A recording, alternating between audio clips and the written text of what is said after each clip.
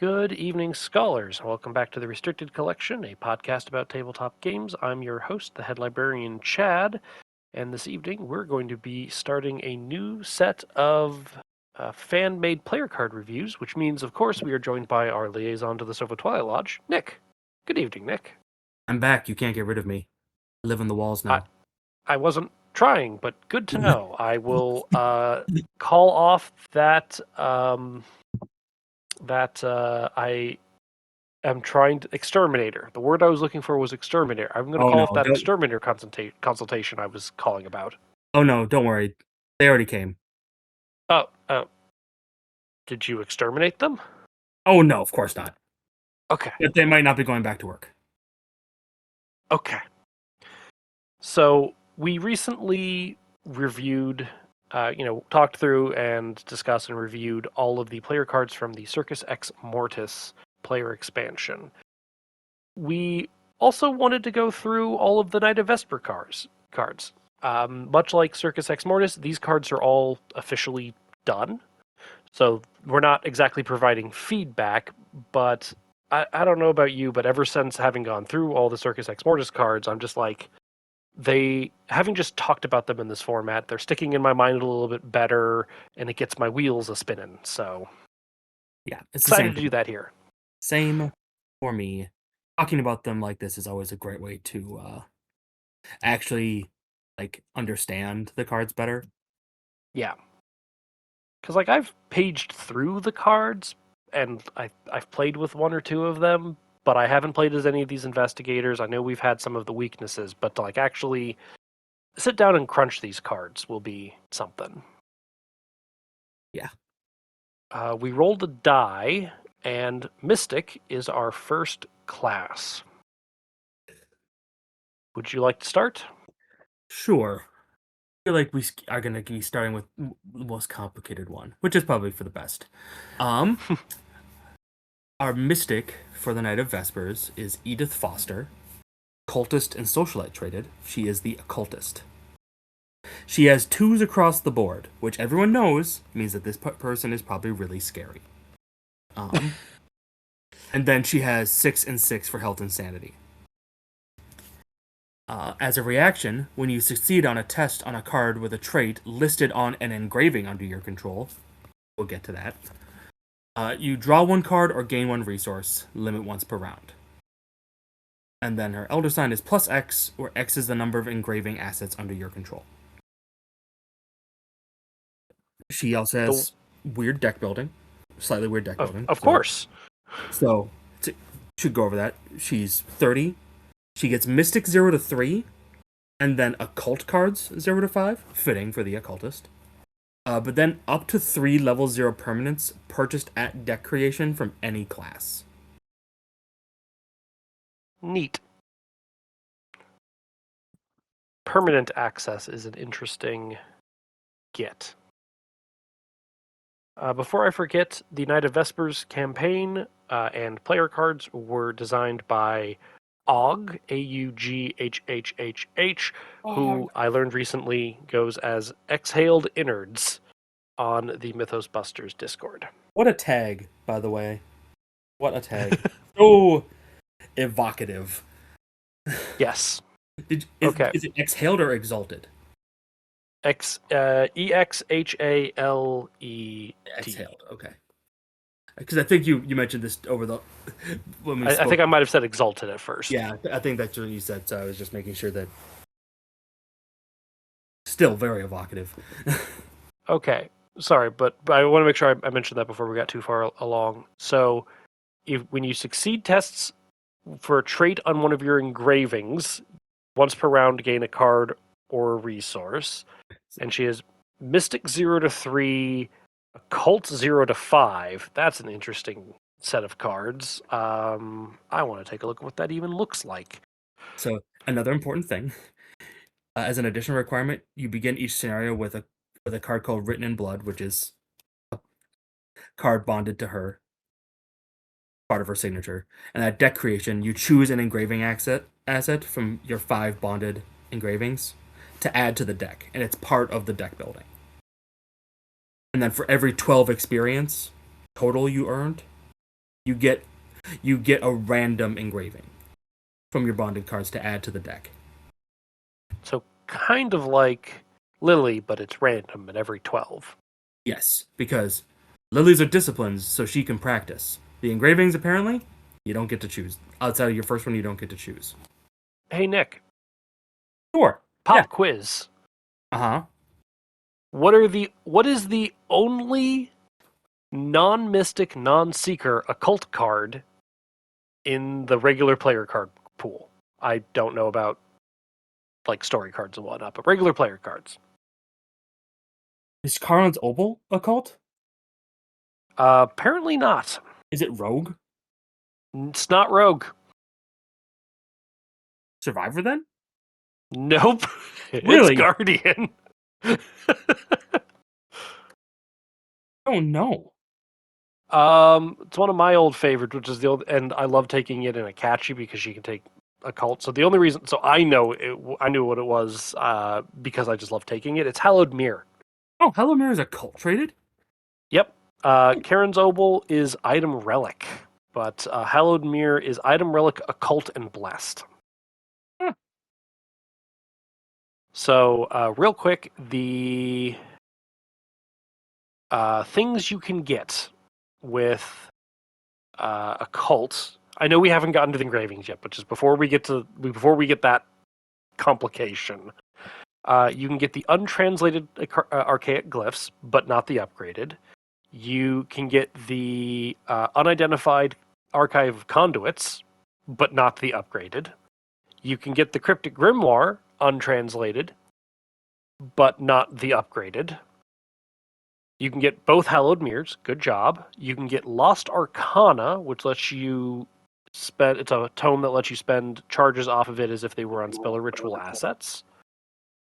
You get both copies or both levels of Occult Lexicon. You get Occult Records, which is a level 3 Seeker tome. Get a lot of tome access. That makes sense. Occultus Mortem. Oculus Mortuum. Sorry, Oculus Mortem. Thank you. Offering Bowl, which you already had. Rod of Cotarmagos, which you already had. Sacrificial Doll, which you already had. And then the Segments of Onyx. So I'm not going to say that the Occult 0 to 5, based off of the official card pool, is that great. Yeah, it's unique, though. Yes. Okay. I'm not saying it's terrible, but I feel like it doesn't have a clear, like, there's a few pieces that are like, yeah, grab these, but there's nothing that's making me like, yeah, Occult 0 to 5.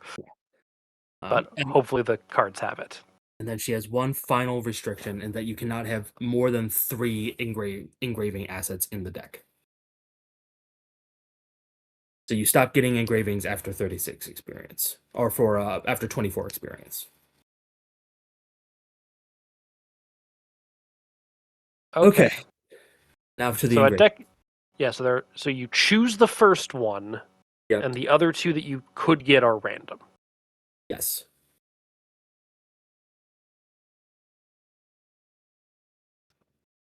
So, for our first one, we have the engraving of blindness, mark of the demiurge, the permanent asset. You get +2 combat and +1 health, and your deck building options gains the following text: up to 5 relic cards, 0 to 5. That's a pretty good get. Yep. Okay, next one, engraving of masks, mark of the faceless, permanent, her deck only. You get +2 will and +1 sanity, and your deck building options gain up to 5 ritual cards, level 0 to 5. Mm-hmm. Rituals, they're fewer and far between, but there's some interesting rituals. The tag that gets put onto weird things. The weird magic. There's a lot of rituals. Yeah, there are, and they span classes a little bit more. They do. I'm sorry if you can hear Franny barking. Their rituals are very splash. Like ritual and relic are both very splashy. Yes. The next one is the engraving of Sorrows, Mark of the Mothers. Permanent her deck only. You have +1 health and +1 sanity. And you get up to 5 spell cards, level 0 to 5. Okay, that's how you can get some of your upper level mystic stuff. Mm-hmm. And then the engraving of Thresholds, which gives you +2 foot and +1 sanity. And you get up to 5 cursed cards, level 0 to 5. Okay, and there's a lot of cursed stuff. Mm-hmm. The fact that you're limited to 5 of any of these is very, like, yeah. Engravings of Visions, Mark of the Shepherd, her deck only permanent. You get +2 intellect and +1 health. In your deck building gains the following text up to 5 tome cards, level 1 to 5, which could get 0 you to 5. some of your upgraded occult stuff. Yeah. Interesting that the +2 agility is associated with +1 sanity and the +2 intellect is associated with +1 health. Just Yeah, I agree with spitballing. that. It's a little bit of a surprise, but it's there. Okay, so your starting stat line, unless you take Sorrows, is going to be 1/4 and 3 2s. Yeah, you're gonna be like a Patrice. Yeah, that's exact. Yes, exactly. Okay. And so then, but the trick is that you also want to know with your engravings, whenever you succeed on a test, on a card with a trait listed on the engravings, as well. Yep. So like each of these, so it's our ability is going to relate to relics, rituals, spells, cursed, and homes.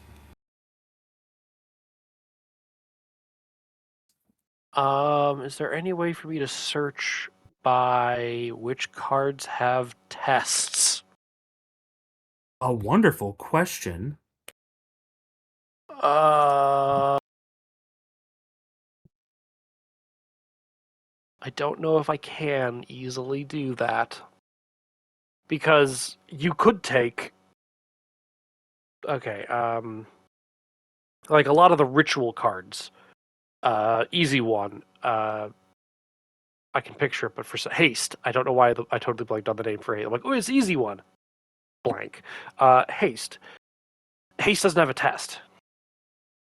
Yes. You can take it, but you won't be triggering your ability off of it. Correct. So, like, I feel like rituals largely don't have tests. Um, they might not. At least to my recollection, they do not have tests. All right. Let's get a full picture of her before we get too much deeper. Sure. Written in blood. So she starts with it in hand. You Yep. begin in each scenario with written in blood in your opening hand. Great. That's a 0-cost ritual, her deck only, fast. Search the top 9 cards of your deck for a card with a trait listed on one of your engraving assets. You may add it to your hand or play that card paying its cost, then shuffle it back into your deck. That's not bad. Yeah. Especially when you can start, like, having a couple. That's pretty good. Yeah, so the idea is that she's effectively like this, like nobody out there but has stumbled across some magical thing. And she's kind of like specialized in that type of magical thing. Yeah. Very asset focused. For the most part, yes. There's a lot of spell events, but Sure. And then consumed is her weakness. Revelation: for each card under your control with a trait listed on one of your engraving assets, take a horror. If you do not control any cards with traits listed on one of your engraving assets, take a damage and shuffle back into your deck.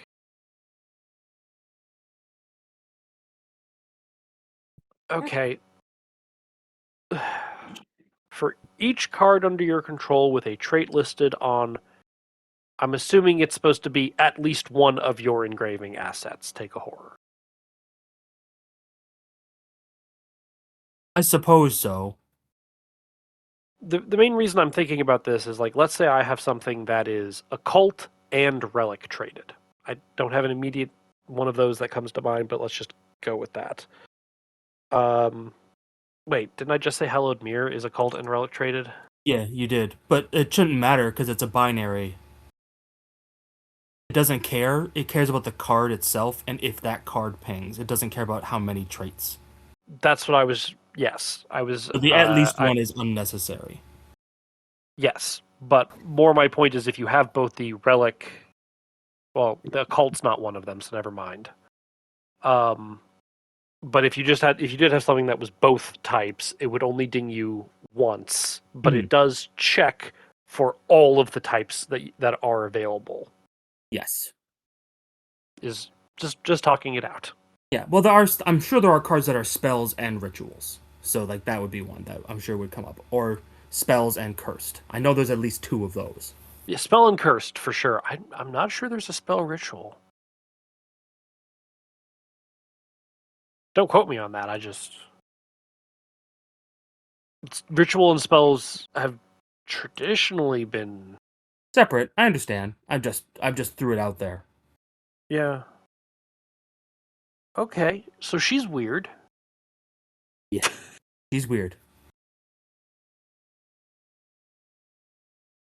There is a spell ritual. There's exactly one. Is it an event? Nope. I would not have guessed this. If you want to spend it, if you want to guess it, you can. But I'll just tell you. Which one is it? Seal of the Seventh Sign. Oh, well, there you go. Which makes sense why that is both spell and ritual traded. Oh, there you go. Okay. Figured there was at least one. Yeah, okay, so, like, she's mystic, so,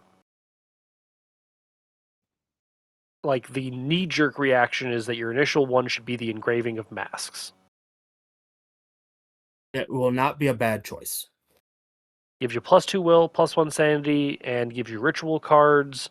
You already have access to a decent number of ritual cards just being in Mystic. Mm-hmm.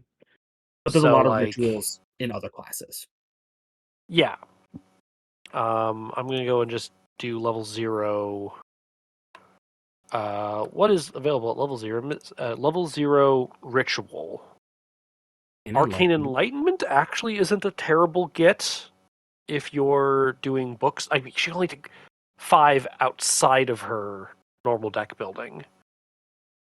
Yeah. Eldritch Tongue's in her deck building. Eldritch Initiation's in her deck building.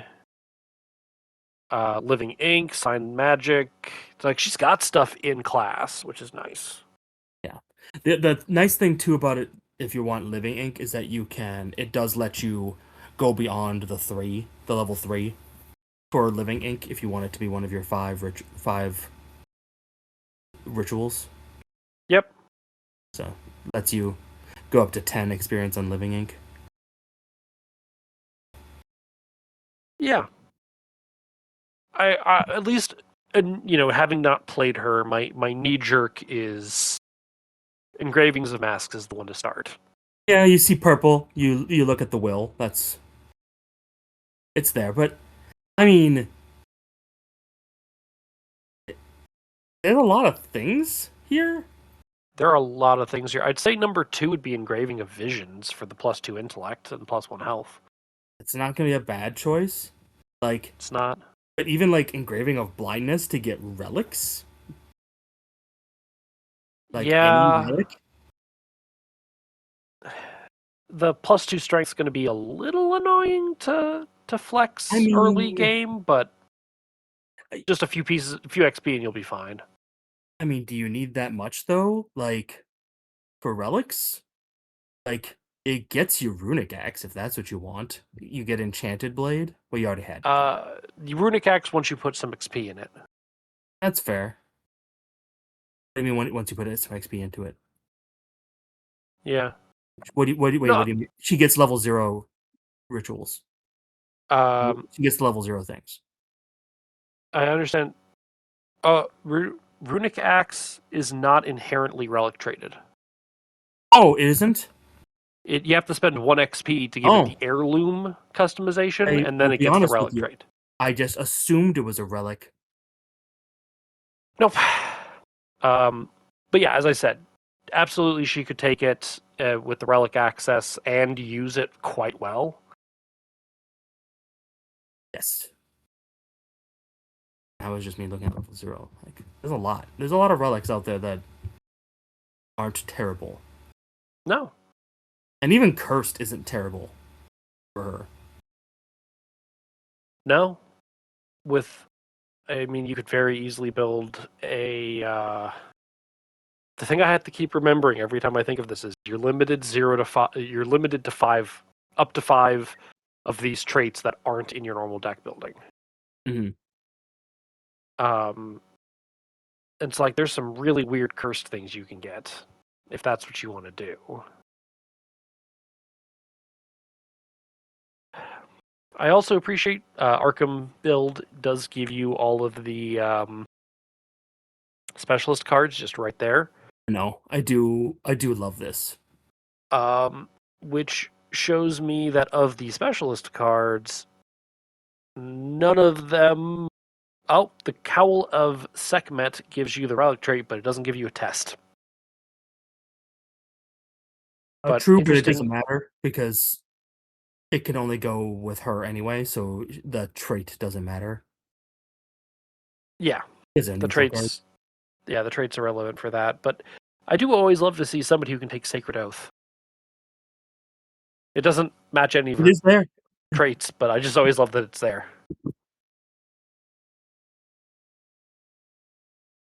Yeah, I don't know what to do with her. I'd have to really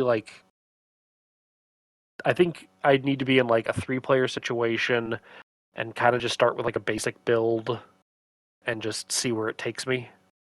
yeah. I think so.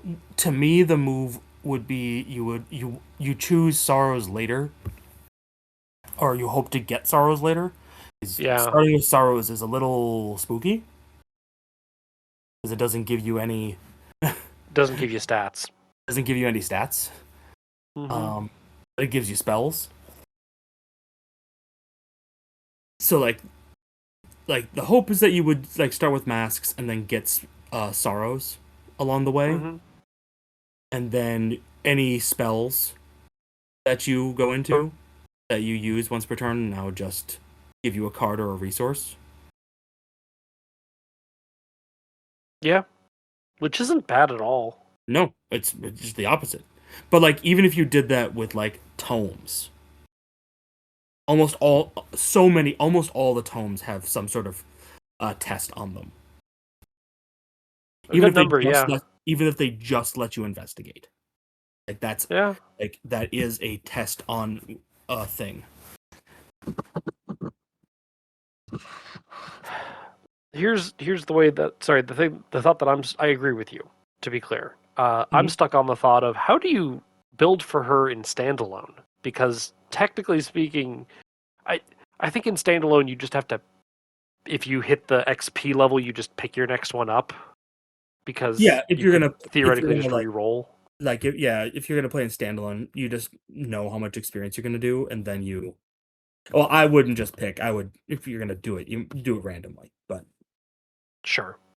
I would like say here's the level 0, and then I would say how much experience I'm gonna have, and then I would get the other two randomly. Sure. She's neat.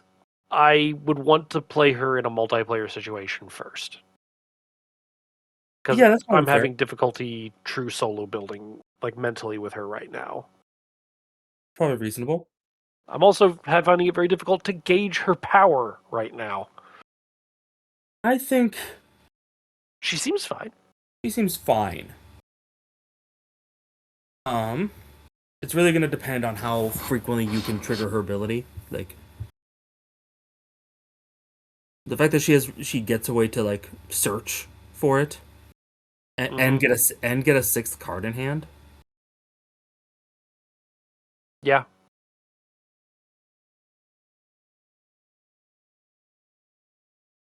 So I like her for what it's worth. yeah, she's neat. Okay, let's get into it. We have far less cards to go through than in the circus. Still a good number, but Yes. less. Our first asset is called Apotropaic Ward. It is a 5 cost double arcane asset that is ritual traded for a will and a foot. Reaction: after you draw a treachery card from the encounter deck, exhaust Apotropaic Ward and place 1 doom on it to cancel that treachery. We may draw good out of evil. We must not do evil, that good may come.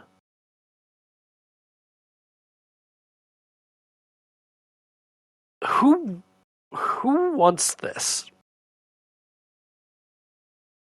Well, I'm not saying that this card is bad. Diana.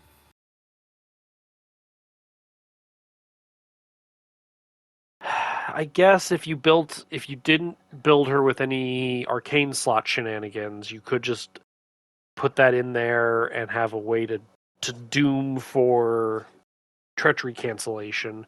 The problem with Diana is I want stuff that cancels that I don't mind putting under me so that I can get paid for it. Yeah. Well, no, but here's the move, right? You're doing this with Doom, and then right before you hit the witching hour, like right when you're at that point, when you use this, can't you just put this underneath Diana and get rid of all the Doom Yeah. on it? Oh, Effectively pay yourself back a little bit for it after you get a couple uses out of it? touche. It's expensive, a little slow, and a little risky, but I see your point that is a way to deal with the doom. Yeah. Like that's I see the word cancel in a purple card, and I think Diana. Yeah, no, I get that. She actually probably, the more I'm thinking about it, like, yeah, if I just forego the arcane slots and focus on other tricks for cluing and monster management, yeah, I could actually get somewhere with this. Okay, you've won me. It's an option. It's expensive, but It's you double arcane. yeah. The upside is that it always works. It's True. any treachery, it works. No restrictions, no like extra costs. So like um it will always work. So if there's a particular thing you want canceled, this will cancel it. There's an yeah, for treacheries, yeah. Um, there's an upgraded version, level 3, still 5 cost, still takes up 2 arcane slots, still ritual traded, gains an agility icon, has the exact same ability on it, but gains a new ability, fast, or free trigger, I should say, if there is 3 or more doom on apotro. Tropaic. Thank you. If there's 3 or more doom on it, you may return it to your hand. I like that for clearing itself. Also, wow, why did it take me so long to go? Old Marie would like this. Old Marie would. I mean, also just anyone that wants to play with Sin Eater. Yeah, Sin Eater. Um, Amina could get this down for 2. But It's that was It's expensive. That's its main problem is that it costs 5. Like It costs 5 and takes up 2 arcane slot. It's a big Yeah, ask, but if it is a big that's ask. what you want, it will do what you want. Yeah, like it will stop all the treachery cards for you. Like for the ask, it does provide some solid protection. It's the level 0 is also good in people that have access to purple, level 0 purple. Oh, but who don't really use their arcane slots? Yeah, Sure. like if you're someone who just gets, like if you want to use one of your Dunwich slots on this, and you're not going to really use your arcane slots, any of the Dunwich investigators are pretty good for that. What was I going to? I had a thought, but I don't remember what it was. Dexter. Dexter with his Yeah, and put stuff out, put stuff both in. Dexters want things in there that they can target to bounce things. Yep. It has a place. It has a place. Its main problem is that it's expensive. Like I know it takes up 2 slots, but sometimes you want that anyway to clear off your board. So Sure. and the fact that it also takes up 2 slots, that means that if you play anything, any other arcane slot, it immediately goes away too. So like it's easy to get rid of that way. Our our next Mystic card is the Celestial Bolin. Bolin, not sure. You put the bow line in. You put the bow line. Oh, sorry. A 3 cost, level 1 asset that is item, relic, weapon, and melee traded, takes up a hand slot. Commits for a fist. Action, exhaust this card to fight. You may use your will instead of your fist. You get +1 skill value and deal +1 damage for this attack. If this attack was successful, you may shuffle a spell card from your discard pile into your deck. If this attack does not defeat an enemy, place 1 doom on that enemy. And this particular doom may cause the agenda to advance. That's scary. It's a little dangerous. Like, it's manageable. You obviously would not trigger this if you were in the witching hour. Yes. But I kind of like how there is a punishment. Yeah. I mean, honestly, it does exhaust. You can only do it once. Yeah. A thing to note as well is that Per round. does that last sentence trigger even if it fails? Yes. So there's that. If it is successful, you may shuffle a spell card from your discard pile back into your deck. If it does not kill the thing, add a doom to it. It being the enemy. Yeah. So, It's a little spooky. a little spooky. It's not bad. It lets you use your will instead of strength. I'm happy to see that. +1 skill value is great. Static +1 damage is great. Getting spells back is great. I could definitely see this in just imagine a parallel Agnes or even regular Agnes could play this to get spells back. Yeah. No, I see the value in it. It's just that even on the failure, it placing a doom is just a little spooky. Yeah. Especially particularly doom that can cause the agenda to advance. So it's just like it's just spooky. Yeah. Celestial Bowline level 4, still 3 cost, still item, relic, weapon, melee. Gained a will icon. Fight no longer exhausts, at least to initiate the fight. You may add your will to your strength. I don't know why you wouldn't, but you may add your will to your strength for this attack. I guess it does make it explicitly a strength check now. Yes. And you deal +1 damage. If this is successful, you may add a spell card from your discard pile to your hand. If this attack does not defeat an enemy, place 1 doom on that enemy. This may cause the agenda to advance. It doesn't exhaust anymore. Doesn't exhaust, so it is just it's a reusable 2 damage, which is not bad. That's gonna hit pretty hard. Yeah.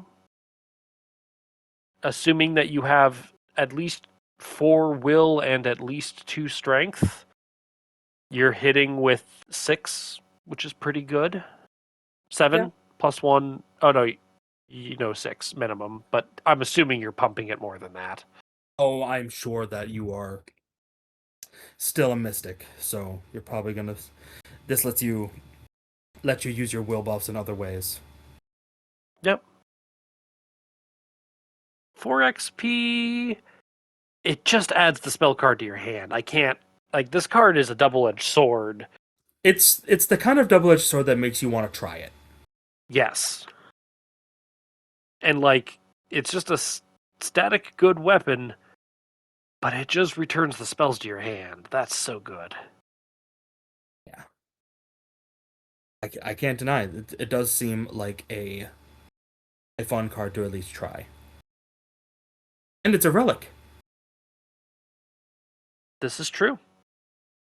Important for our mystic.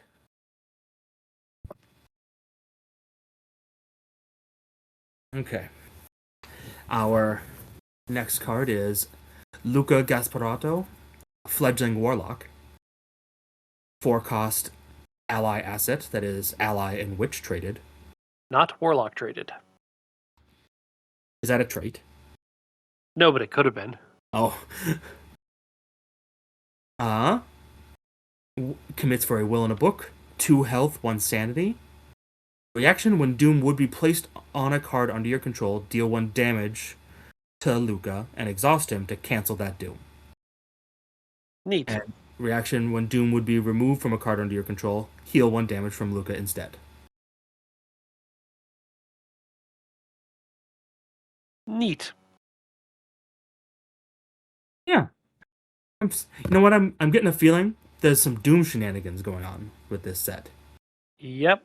But it gives you a way to prevent Doom from leaving cards you control, which is interesting. It's definitely weird. Yeah. Like, cool, he can take damage to cancel Doom. Sure. He can heal damage to keep Doom around. Sure. Question mark? There's a level 2 version. He's 3 cost at level 2, gains an intellect icon and an additional health soak. So he soaks for 3 health and insanity. Otherwise, he's the same. Except that his flavor text changed. Oh, his flavor text changed. It used to be at level 0, to define is to limit. And then the new one is the only way to get rid of temptation is to yield to it. Like, this is there are definitely people who would love this. For people that want to play with Doom shenanigans, it's definitely here. I'm not saying it's bad. And then on top of that, it's level 2, so it's really kind of around for a lot of Doom shenanigans stuff. It's very splashable. It's also 3 health soak and mystic. Yeah. 3 cost, 3 health soak. That's not bad. It doesn't provide a will, but typically when you're playing with Doom stuff, you don't know I care. No. And if you have ways to heal him, you can just cancel Doom all day. Yeah. Look at like Agnes and bandages right there. Right. Honestly, it's just a cool ally. Mm-hmm.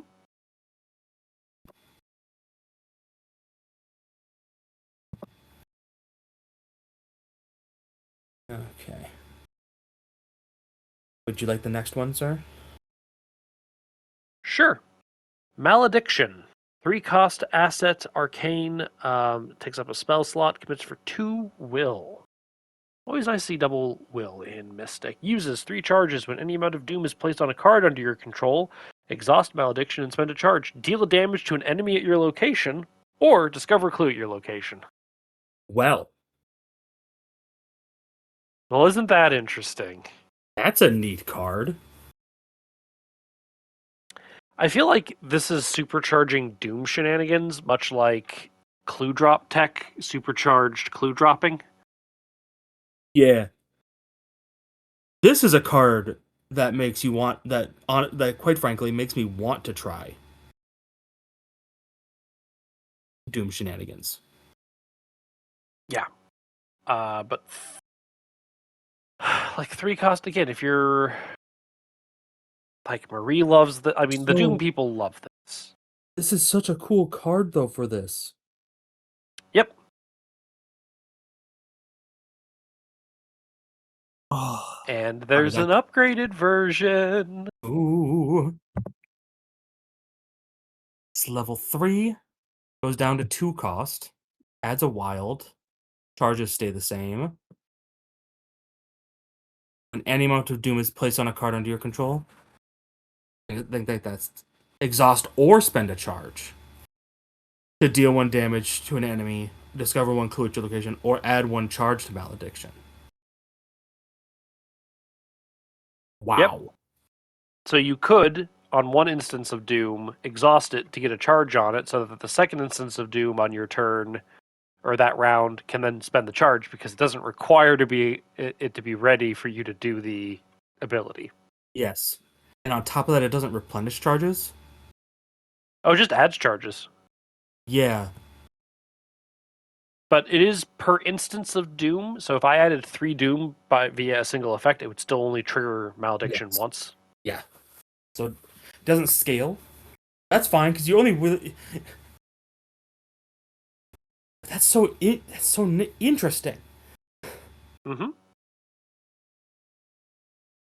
And like, I already like the official spell, not the official, the charm Doom assets. Like, I already like those generally. So Yeah, but there's also the new fight spell that came out in chapter 2. The Azathoth, yeah, yep, there's some shenanigans here. that's so the Dread Curse of Azathoth. Oh, that's so neat. Sorry, Like this is a the card. This card here is an interesting one that I want to play with. so the weird thing about all this is like there's a lot of Doom support, which is great if you want to dip your toe into Doom support into Doom tech. Yeah, but if But I feel like it finally, to me, the Doom support has always felt just shallow enough that I don't really want to go into it. sure, But now there's some things here that I'm like more interested in. okay, And we have the Ouija board. 3 cost. Uh, item and occult traded that takes up a hand slot. Commits for a wild. Action investigate. You may investigate as if you are at a revealed connecting location. And you may use your will instead of book for this investigation. so you can just all day, every day, investigate your location or connecting location using either will or intellect. Yes. However, That's not bad for 3 and a hand slot. you may treat the modifier of each skull or cultist drawn during this test as if it's a 0. Each time you choose to do so, put 1 doom on Ouija board. I like that too. Wow. It's a pretty good level 0 That ass. I was about to say that might be above curve.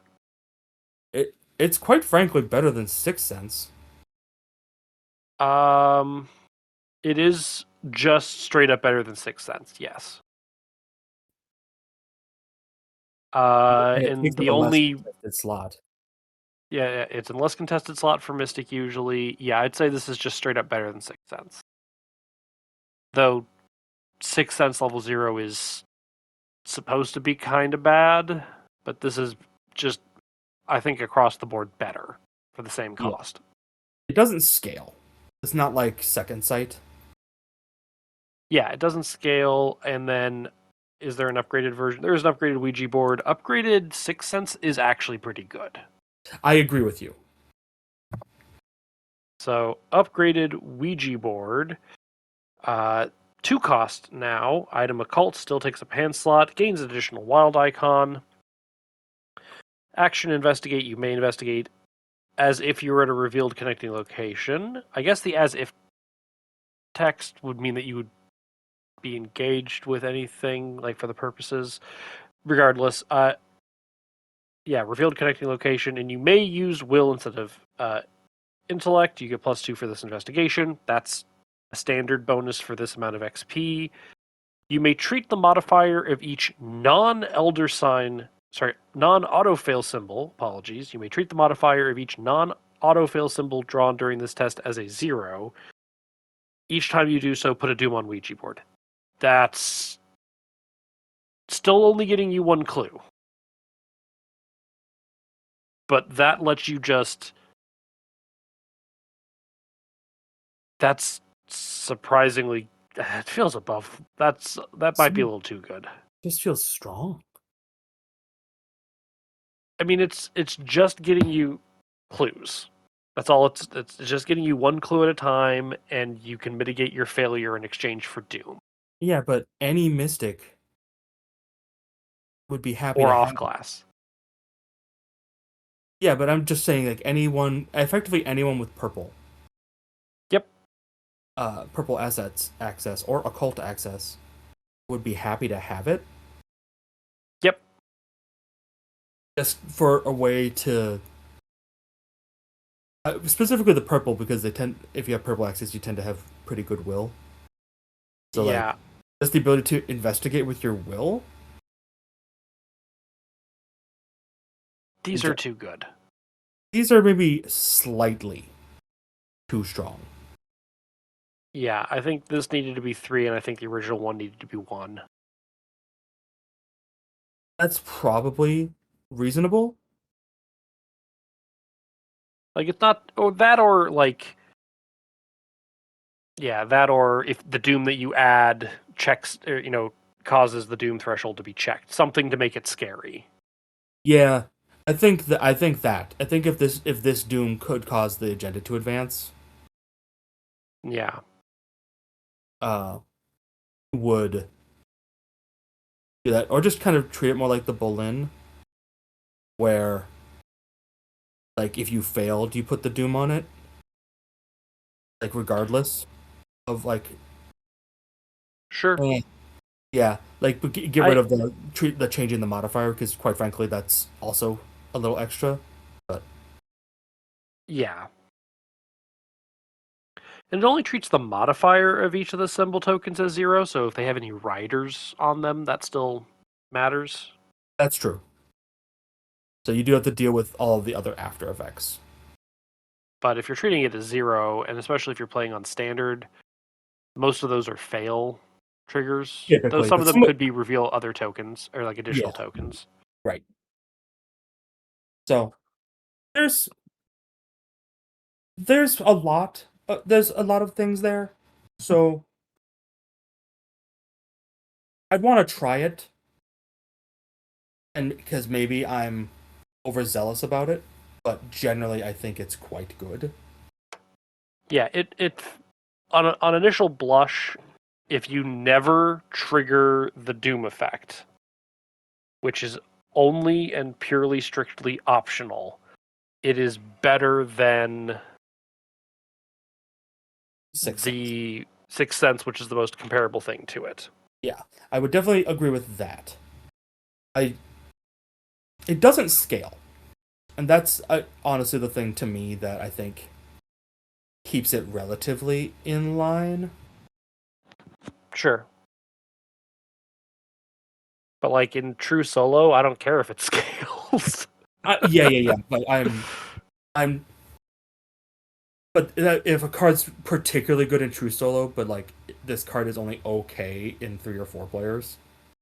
Sure. Which arguably Doomplay is worse in multiplayer. Yeah, and so that's kind of what I'm trying to like think about. I'm just trying to like look at like where like how this like looks player scaling wise, and I think like it's a nice flex card for doing that.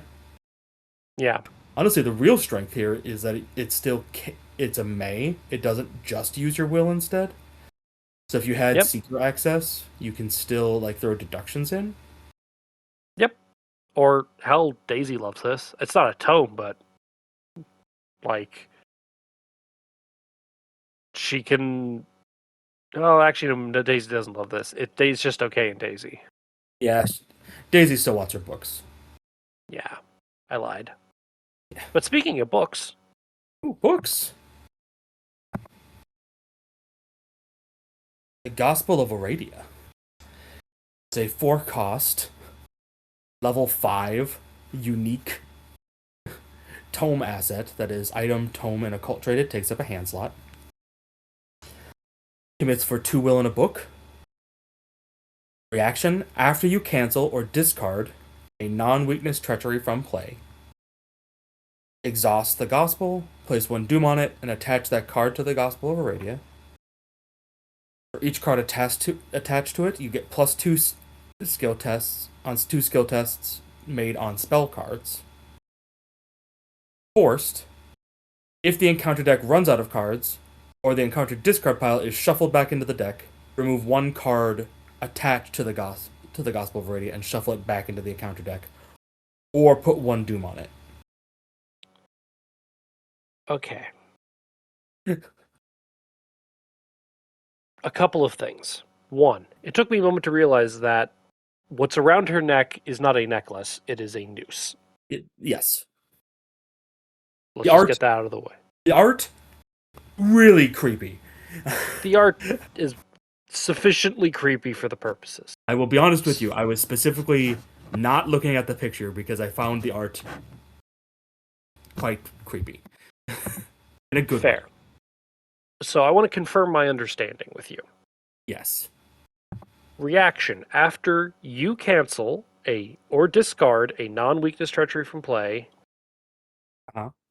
Never mind, I answered my question. So Okay. it's the card that was canceled. So this Yeah. is immediately making me look at Diana and going, "Oh, what you're telling me is I get basically a twofer on canceling things, Yes.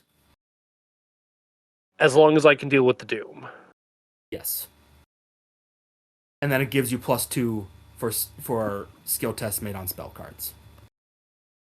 Yep, that's for a hand slot 4 cost 5 XP. But like if you're canceling a lot of things, you can get mad bonuses to your spells. Not gonna lie, it's a pretty good 5 XP card. I can't Yeah, really it's expensive, but fault the card. It's level 5. It feels like a good like capstone card.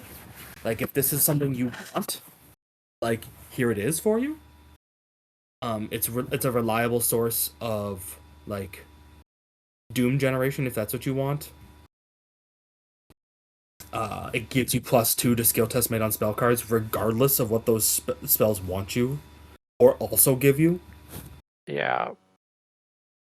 Peril Daisy can take this. I don't know if she wants it, but she can take it. She can. Oh, that's a weird one. Also important to note, it is both tome and occult traded. Yes. So our good friend Edith can take it without caring about. Yeah, two of the 5 will give her act. What? Oh, she just gets a cult. All right, she just gets a cult. Sorry, I forget occult is not one of the traits. The traits she cares about are tome, ritual, relic, And cursed. spell, and cursed. Yeah, spell and cursed. You're right. Great. I like this card. I don't think it's supposed to be big and splashy because it's 4 cost 5 XP and 5 XP card. adds doom. Honestly, it's also not a card that does anything by itself. It doesn't No. cancel the cards. You still need to find ways to cancel the cards. Yeah. So I think this is just a good card. Agreed. Okay, so we now have our first mystic event, Expel the Spirit. It is spell and spirit traded. Ha.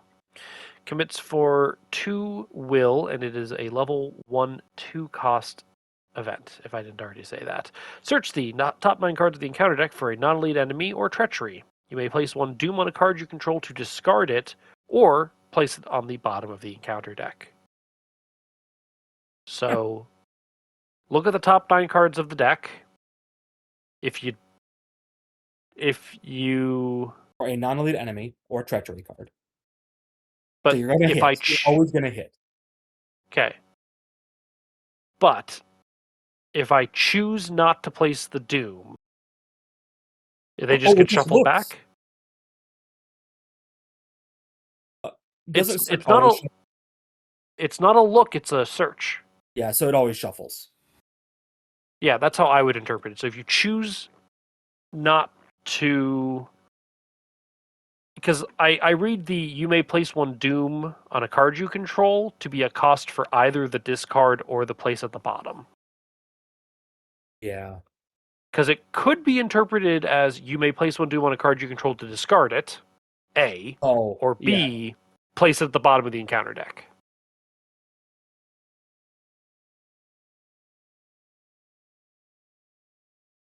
Because if you place it at the bottom of the encounter deck, the encounter deck could be shuffled and it could just reappear. If you, man, Maybe that's how it's supposed to be.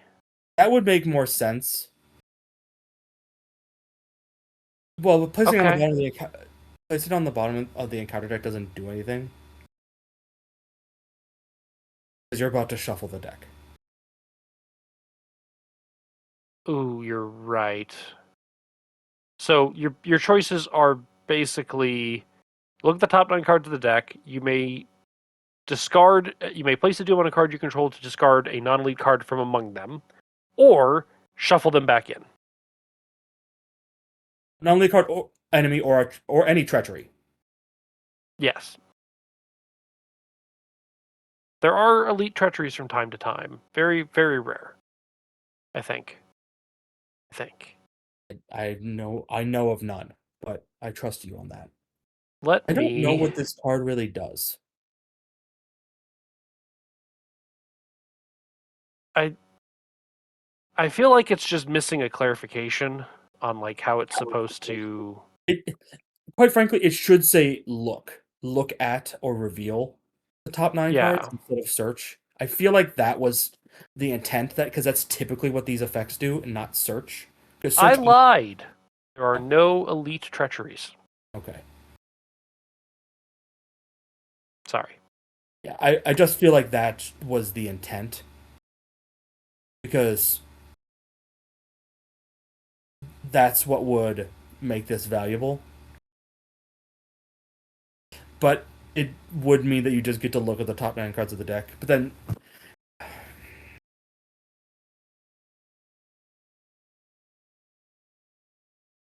just trying to think.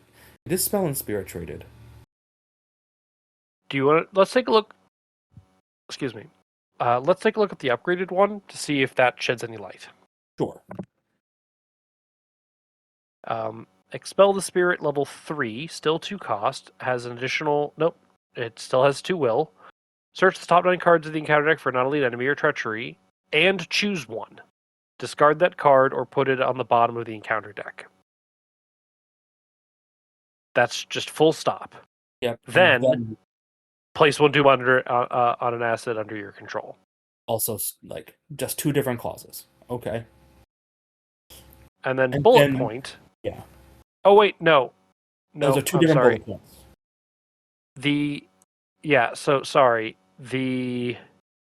The summarized text didn't portray it right, so I'm going to just start it over. Yeah. Search the top 9 cards of the encounter deck for a non-elite enemy or treachery and choose one. A. Discard that card or place it at the bottom of the encounter deck. Put a doom on an asset you control.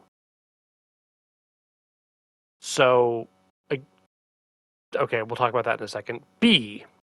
Place 2 doom on an asset under your control. Then put that enemy or treachery in the victory display and attach Expel the Spirit to it. Okay. So it gives you the first. It effectively gives you the first mode still, and then adds the second mode. So I know this is not what it says, but Uh-huh. I think it might be search the top 9 cards of your deck, Of the encounter deck. of the encounter deck, place a Doom on an asset you control to either discard it or, after shuffling, put it at the bottom of the encounter deck. That is how I would read this. That is the cleanest way to take what is written and make something meaningful out of it that actually makes sense. Yeah. Okay. Because that's just the only way for it to really work. And so, going back to the first one, if you choose not to place a Doom, they all just get shuffled back in. And it's a waste of 2 resources, a card, and an action. Yeah. I would Oh, want to know from the designer if the idea for this one is the the same upgraded effect. one? No, for the level 1 is if the same effect as the level 3 one is there, but the wording just was clarified. Uh, Sure. or or if the intent was to have the first clause be to put a doom on your card to discard it, or you put it on the bottom of the encounter deck. Yes. Like, Um, that would just be nice to know, just because between the two so, different versions of the card, that's a little.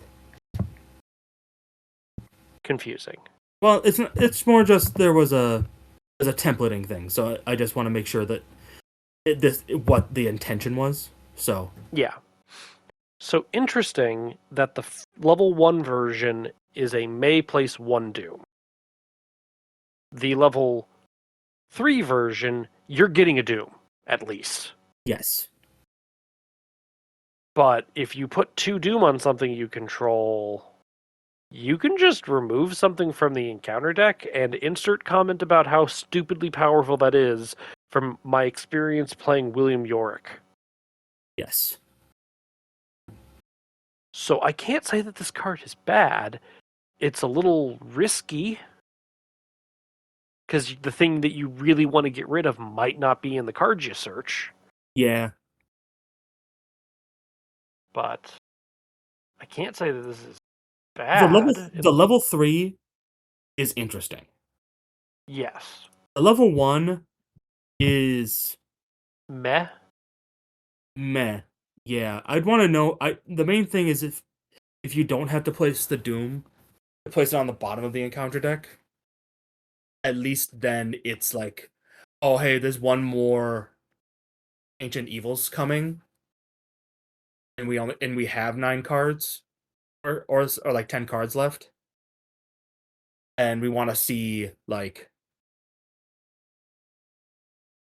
we want to make sure that card's at the bottom, like for various things. I'm just throwing out ideas. You know what I mean? Like there would be use cases for the level 1 then. Like there's certain because there's certain cards that if they popped up in a Mythos phase could really bork your whole turn. Yeah. So I would see use cases for it then, but otherwise it's just kind of meh. But the level 3 being able to just remove really annoying non-elite enemies, Or like treacheries. or just any treachery that you find. I mean, it is pretty nice. Yeah. It is. So neat cards on that. Our next one is Inner Universe, a 3-cost spell and bless traded event. Commits for a will, and for each of your arcane slots that is filled, you may discover 1 clue at your location.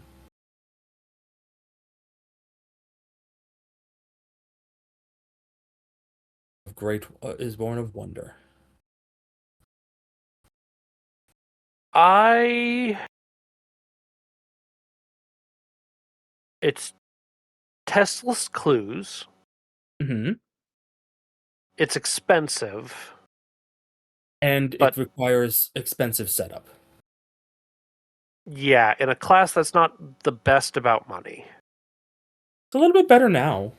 It's a little bit better now, um, but like it is just some testless clues. If what you really need right now are just some testless clues. I mean, yeah, I mean, this can clear whole locations pretty much.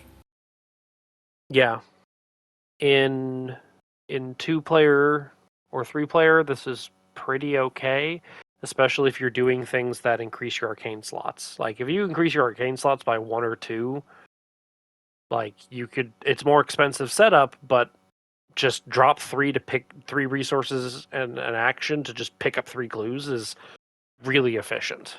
Yeah, like that's how I'm seeing this. Like I just see this as like a cool like this is like a cool payoff to all those like gaining slots tech Yeah, things. Like there's other things that like pay that off, but this is I think a good payoff uh at level 0 for that. It's expensive. It's not like it's there when you need it, right? Like it's there right when you are like at the end if you're just trying to get clues. yeah. The upgraded version is level 2, and it gains an agility icon and fast. Book icon. Sorry, an intellect icon and fast. That's about right. 2 XP for fast. Yep.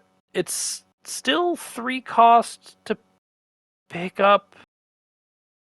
Yeah, I think that's decently fair. Like the obviously the most comparable thing is um Working a working hunch. a hunch. Yeah. So at level 0 it's 2 cost fast to get 1 clue. This is 3 cost at regular speed to get you on average 2 clues. Yeah, Okay. the other comparable thing to it that's close to comparable was burning inquiry.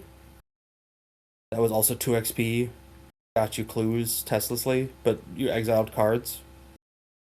Burn after reading? Oh, burn after reading, sorry. Not burning inquiry. Okay, cool. I Burning said inquiry, I'm I like, knew the card and I said a magic card nope, because you're good. they both have a similar picture of books being burned in someone's hands. Yeah. The level 2 working a hunch still only gets you 1 clue, still costs you 2, but gets you a clue anywhere. Yeah. Yeah, I think this seems fair. It takes a lot to set up, but it seems fair. Yeah. I will say this. The place where it's gonna be wild is Safina. Oh, yeah, if you've got your slots filled and whatnot. Yeah, because you don't have to worry about money with her. Nope. It's also not terrible in Dexter for similar reasons. Yeah, it's just a cool card. It's also probably pretty interesting in uh, Edith because her low stats. Yep. You know the investigator that came out with these cards? Maybe we should, mention her. Hey, we've been doing that.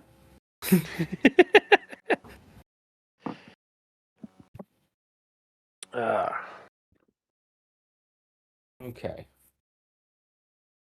Our last event here is called Wake the Dead. 3 cost, spell and ritual traded. Here's another one.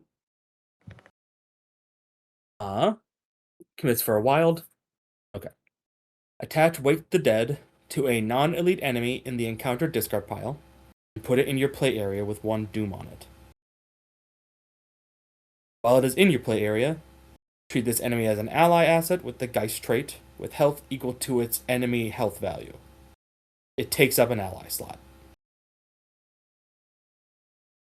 Forced, if the attached card would be defeated or doom would be removed from it, that enemy makes an immediate attack against you and is discarded. okay.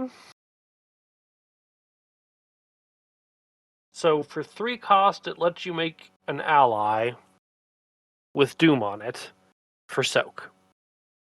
Yes. But that will trigger an attack when it loses the Doom or would be defeated. Yes.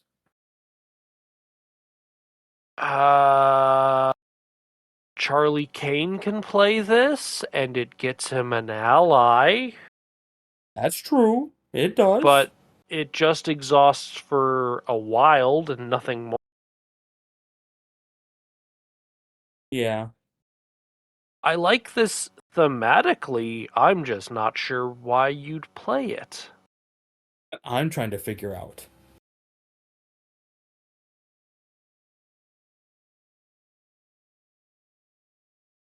One thing with the ally in this set, you can, I think, uh, just pay it and grab a thing, and then cancel the doom that we put on it. Um,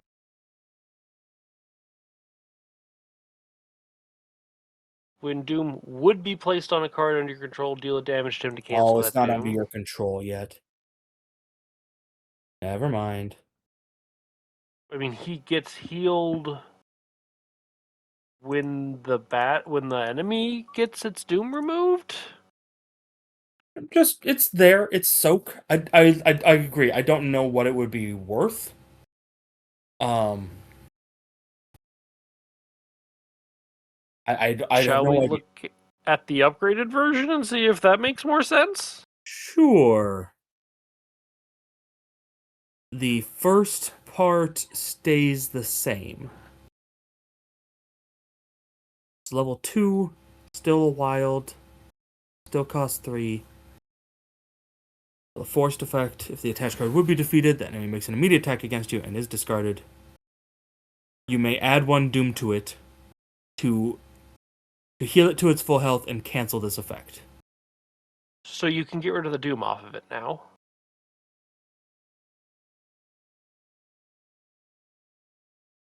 Oh, yes, because the doom getting off of it doesn't trigger that. So grab a 4 health enemy from the discard pile, put it into play, clear it of its Doom from some shenanigans, but you get to keep it. And then if it were ever be defeated, it attacks you.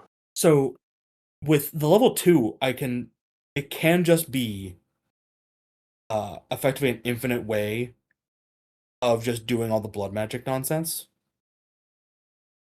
I suppose. As long as it's not direct damage. Yeah. Because like you don't need to worry about like having an ally in your deck and finding it, because there's gonna be enemies. You just kill one of them and bring it back. Sure. Like, I see the point of this one a bit more. Yeah, the level 0 is maybe just to have the effect at level 0. The level 2 just seems like the way the card like the way the effect is better. Yeah. Uh Like, this of course was if you really designed just need not knowing some. about the blood magic, but Sorry, go ahead. no, I was just saying this card was designed before all the blood magic stuff with the new Marie. But like this that is how I would use this. I would use this as just a way to not need an ally or other soak and just use the encounter deck. I mean, to be totally fair, having a. Like, let's say you get a 2 or 3 health enemy. Let's just say 3 health. Yeah. Okay? You get a 3 health enemy under your spell at level 0. That is better damage soak than you can get in Mystic. Yes. For whatever that is worth, it is better soak than you can normally get. So, at the risk of Doom and getting a hit from it, it's not. I guess it's not bad. It just seems really. I would just rather have something else in my ally slot that Yeah, that's the real does thing. me something. Yeah, that's the other thing. But it's also spell traded, so I mean, like you can find it better. Yep. There's plenty of spell searching in Mystic, and not really good ways of finding allies. Sure. Same thing with events. So like, I can see this being a thing, especially now with ways of taking damage for effects. Like if I literally Yeah. just did this to like have a thing around to just keep feeding to feeding my offering bowl feed to my offering bowl, and just Yeah. make that economy. It's not bad. I mean, I have a Charlie Kane deck that's uh, all about weird costs for things.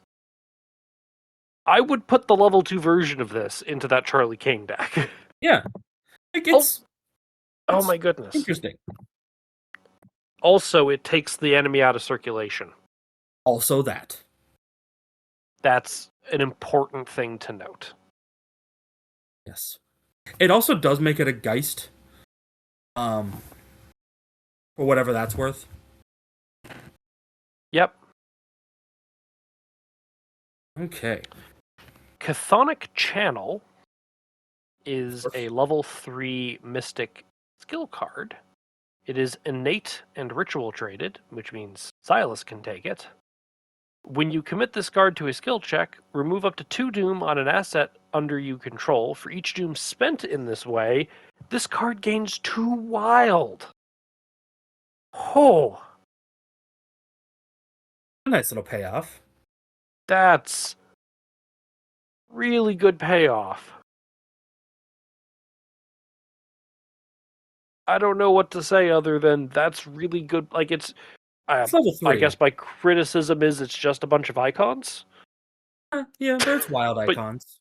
you're not. That's not the reason you're playing it. No, yeah, you're definitely playing this to remove up to 2 Doom on assets you control. And if you have ways of getting this A card out of single the skill check, asset. oh yes, a single asset. And if you have ways of getting this card out after you've committed it, you do get to reuse that Doom removal. Yep.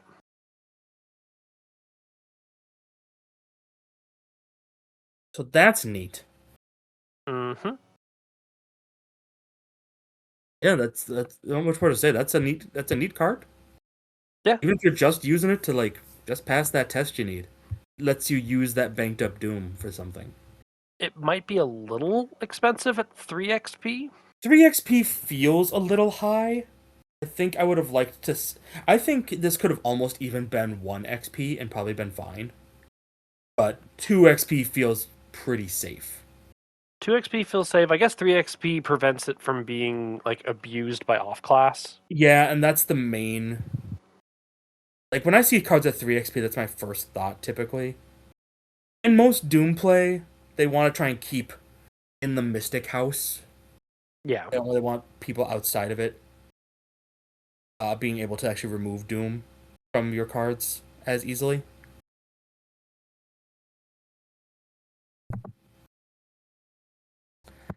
And our last Mystic card is Strange Attractor, a level 1 skill that is Gambit and Paradox traded. Commits for a wild. If this test fails, you may place 1 Doom on an asset under your control to cancel all effects of this test. Hmm. It's not really a Gambit. Yeah. I'm not sure exactly why it's Paradox either. I can see it being Paradox-ish. Um, You're failing but still that's canceling all the effects of the fail. sure. It's fine. It's fine. I could have seen this at 0 XP and would have been fine with it. Yeah, I think it should have been. I mean, maybe it's better in play than I'm giving it credit for just reading it on paper, but Yeah, I feel like this could have been fine though for people just to play. Like who at level 0 is this just to stop what? A Doom Patrice deck from getting off the ground at level 0? oh. I don't know. Gambit and Paradox. Like I'm trying to think of who else has Parallel skids can take it. Because it's a gambit. I don't know why it's Mm-hmm. you're not really gambling anything. Marion can take gambits. Such a weird. I'm not saying these are good places for it. I'm just saying this is. Yeah, Carson can take it. I suppose. Is you can commit it to other people and then Yep. you still place a doom on one of your assets. Yeah, that's not terrible. Like it. I'm not saying this is a bad card. It's just like. It's just I just feel like it probably could have been level 0. I don't see why there'd be harm in I'm just trying to figure out why the XP, I guess. Sure. But it's fine. Like I don't normally like insurance cards like this.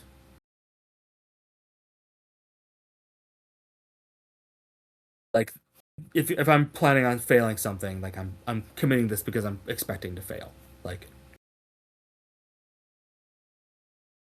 All not right. because I'm worried about failing. Yeah. All right, Nick. How do you feel about the Mystic cards in Night of Vespers? They're neat. There's actually some Doom stuff here that actually seems like some fun synergy stuff. Yes. Um. Also, I know that is it the Survivor? Yeah, the Survivor will be doing some Doom stuff when we get to him. Yeah. So I'm kind of glad we talked about. I'm glad we talked about Mystic first, even though it was completely random. I'm Yeah. glad we talked about Mystic first because it lets us talk about the Doom stuff before the Seeker set, and it lets us keep an eye out for all of the random traits that the Mystic has. Yeah. Also, I like that there's a lot of Tesla stuff going on in Yes. Mystic here with when we have a investigator when the investigator in it has low stats overall. Yep. So it kind of encourages uh that avoiding test style of gameplay in Mystic, which is not like typically part of the wheelhouse. No, it's typically will all day, every day. Yeah, and then with that like comes like some fun Doom play to offset that. So I think it's a fun synergy package in here. Um, and I think is very interesting and opens up some new ways to approach the game if you have purple access. Yep. I really like Malediction. I'm sorry. Malediction 0 and 3 I think is the highlight. Also the art. The art's been good. I think almost I all of it almost all of it has been by the same artist. A lot of it has. yeah. So and just very good. No, I will second your malediction. Expel the spirit level 3 Yeah. and chthonic channel really jump out to me. Yeah. I would All throw right. I would throw Inner Universe as well at that. Inner Universe seems like a nice card just to have in the card pool for Mystic.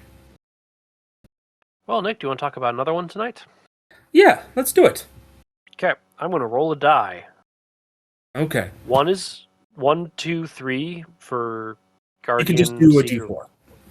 That's what I'm doing. Oh, yes. I'm just specifying Yep. that if I rolled a 2, which is what I just did, So Seeker time. Seeker. Seeker time. The Seeker in this set is Colin Montgomery, the Bookie. He is assistant and criminal traded. Does he have rogue access? He does. He Yay! has 2 will, 4 intellect, 3 strength, 3 agility. That is the same stat line as Natalie. 6 health, 8 sanity. Reaction. After you succeed at a skill test by 2 or more, you may play an event card from your hand, paying its cost. If that event was fast, it costs 2 less resources. Limit once per round. Interesting. So over succeeding, which is a very rogue thing, lets you play things for fast, and if they were already fast at reduced cost, which is using fence as the example, also within the rogue wheelhouse. That's neat. Elder Sign plus 0, shuffle an event in your discard pile back into your deck.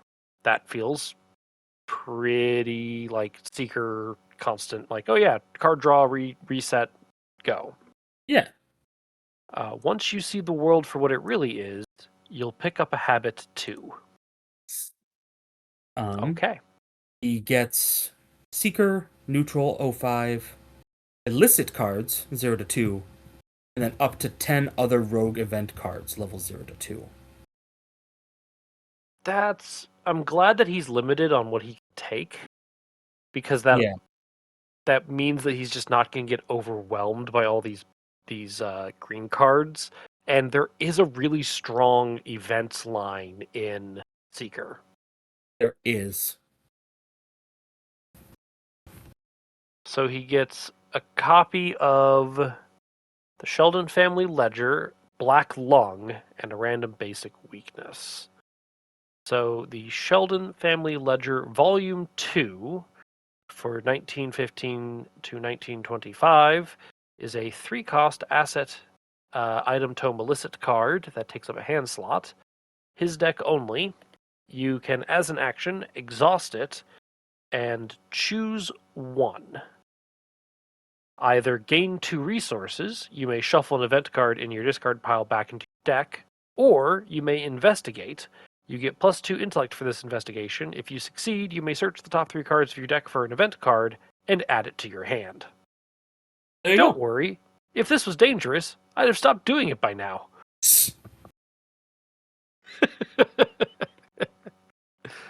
Okay. So it's a tome that sits in his hand slot, and he can action exhaust it to either gain money and shuffle a card back into his deck, or investigate with bonus to then search the top 3 cards of his deck. Yeah. Neat. It's really like hitting that money and card gain. Pretty much just does whatever you want it to do. It's also a tome and illicit traded. This is one of the most findable cards on the planet. Yep.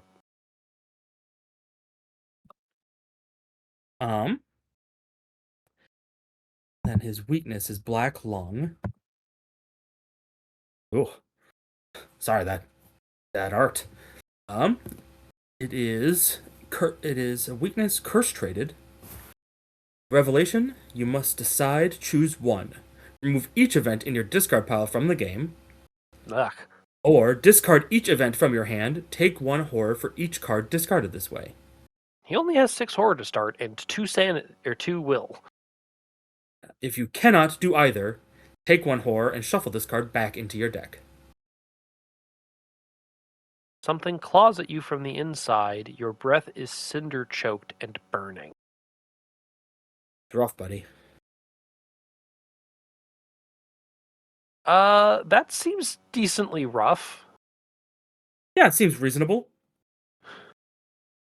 Seems completely reasonable. Yep.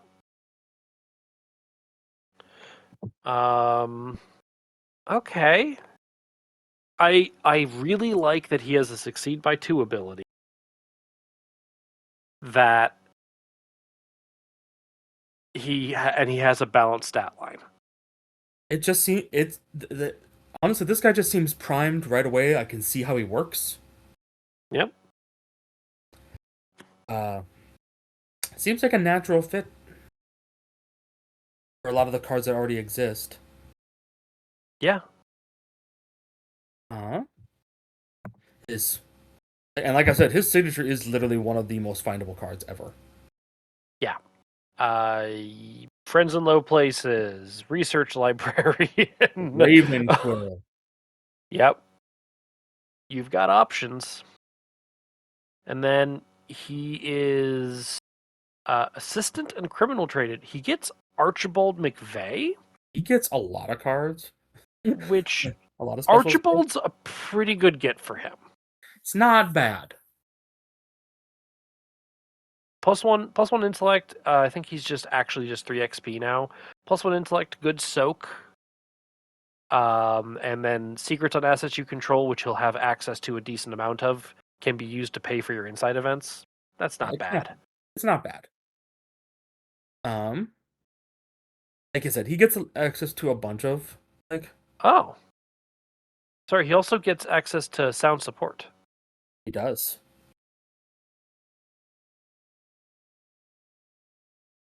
Which is pretty good for him. Considering his stuff there. He also gets access to Inquisitive, which is pretty nice. Yep.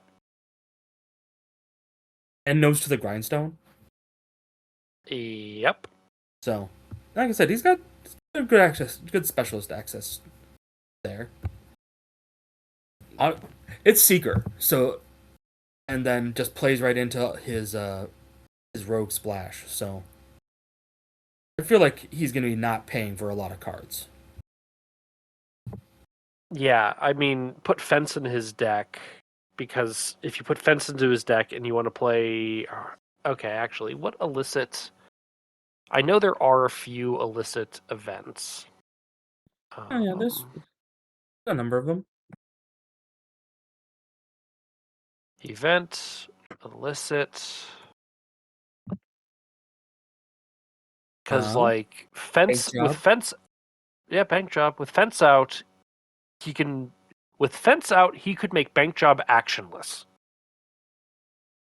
He still has to pay the action for the additional cost. Wait, no, because... Sorry, yeah, because it would be...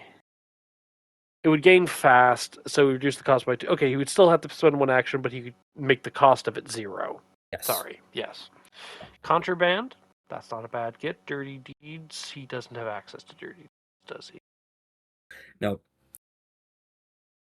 Dirty Deeds is... It's 0 to 2. Yep. Rift is a good... Rift is there? Hidden Pocket, which he can use to hide his ledger. Yep. Payday's not bad. Right under their noses. Well, you can only play that after successfully evading an enemy. True. But if he over-succeeded that... Sure. There's some things. Yes. But I mean, even if, like, just, like, getting to play a working a hunch for free... Yeah. On over-succeeding and investigate just feels good. Yep.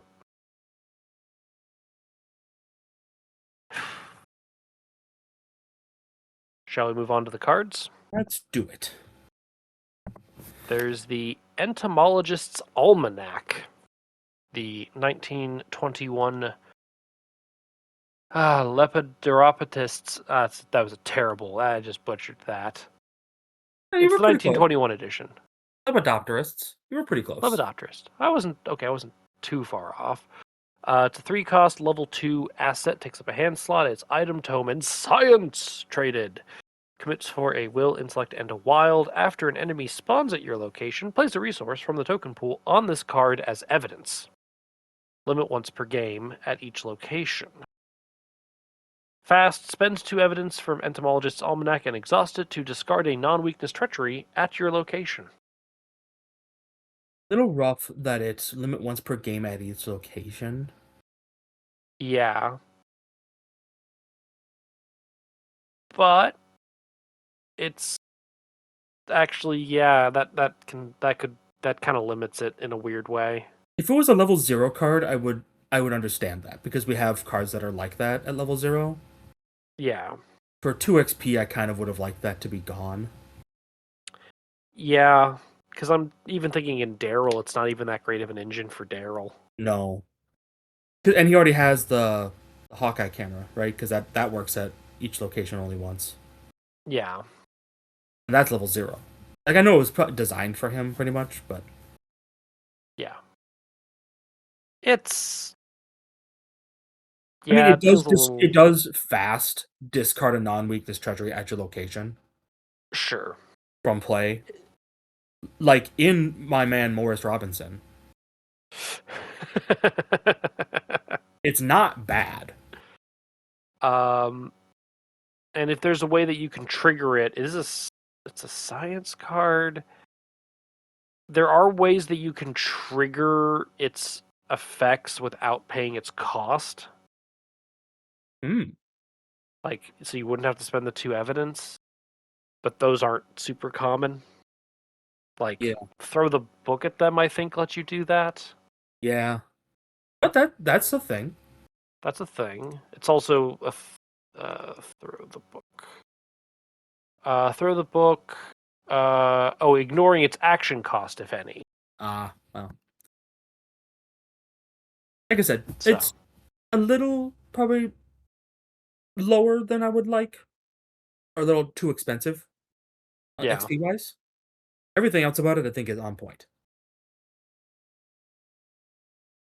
Also, it's a tome, which The tone, means also science too. Edith could take it.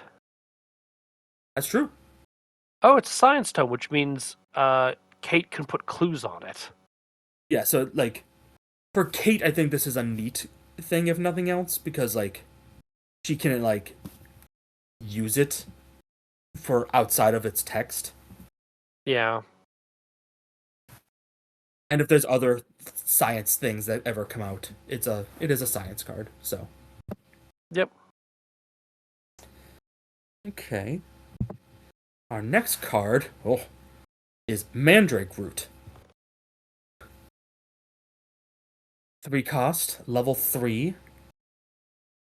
Item, flora, and science asset that takes up a hand slot. So this is going to be in your hand.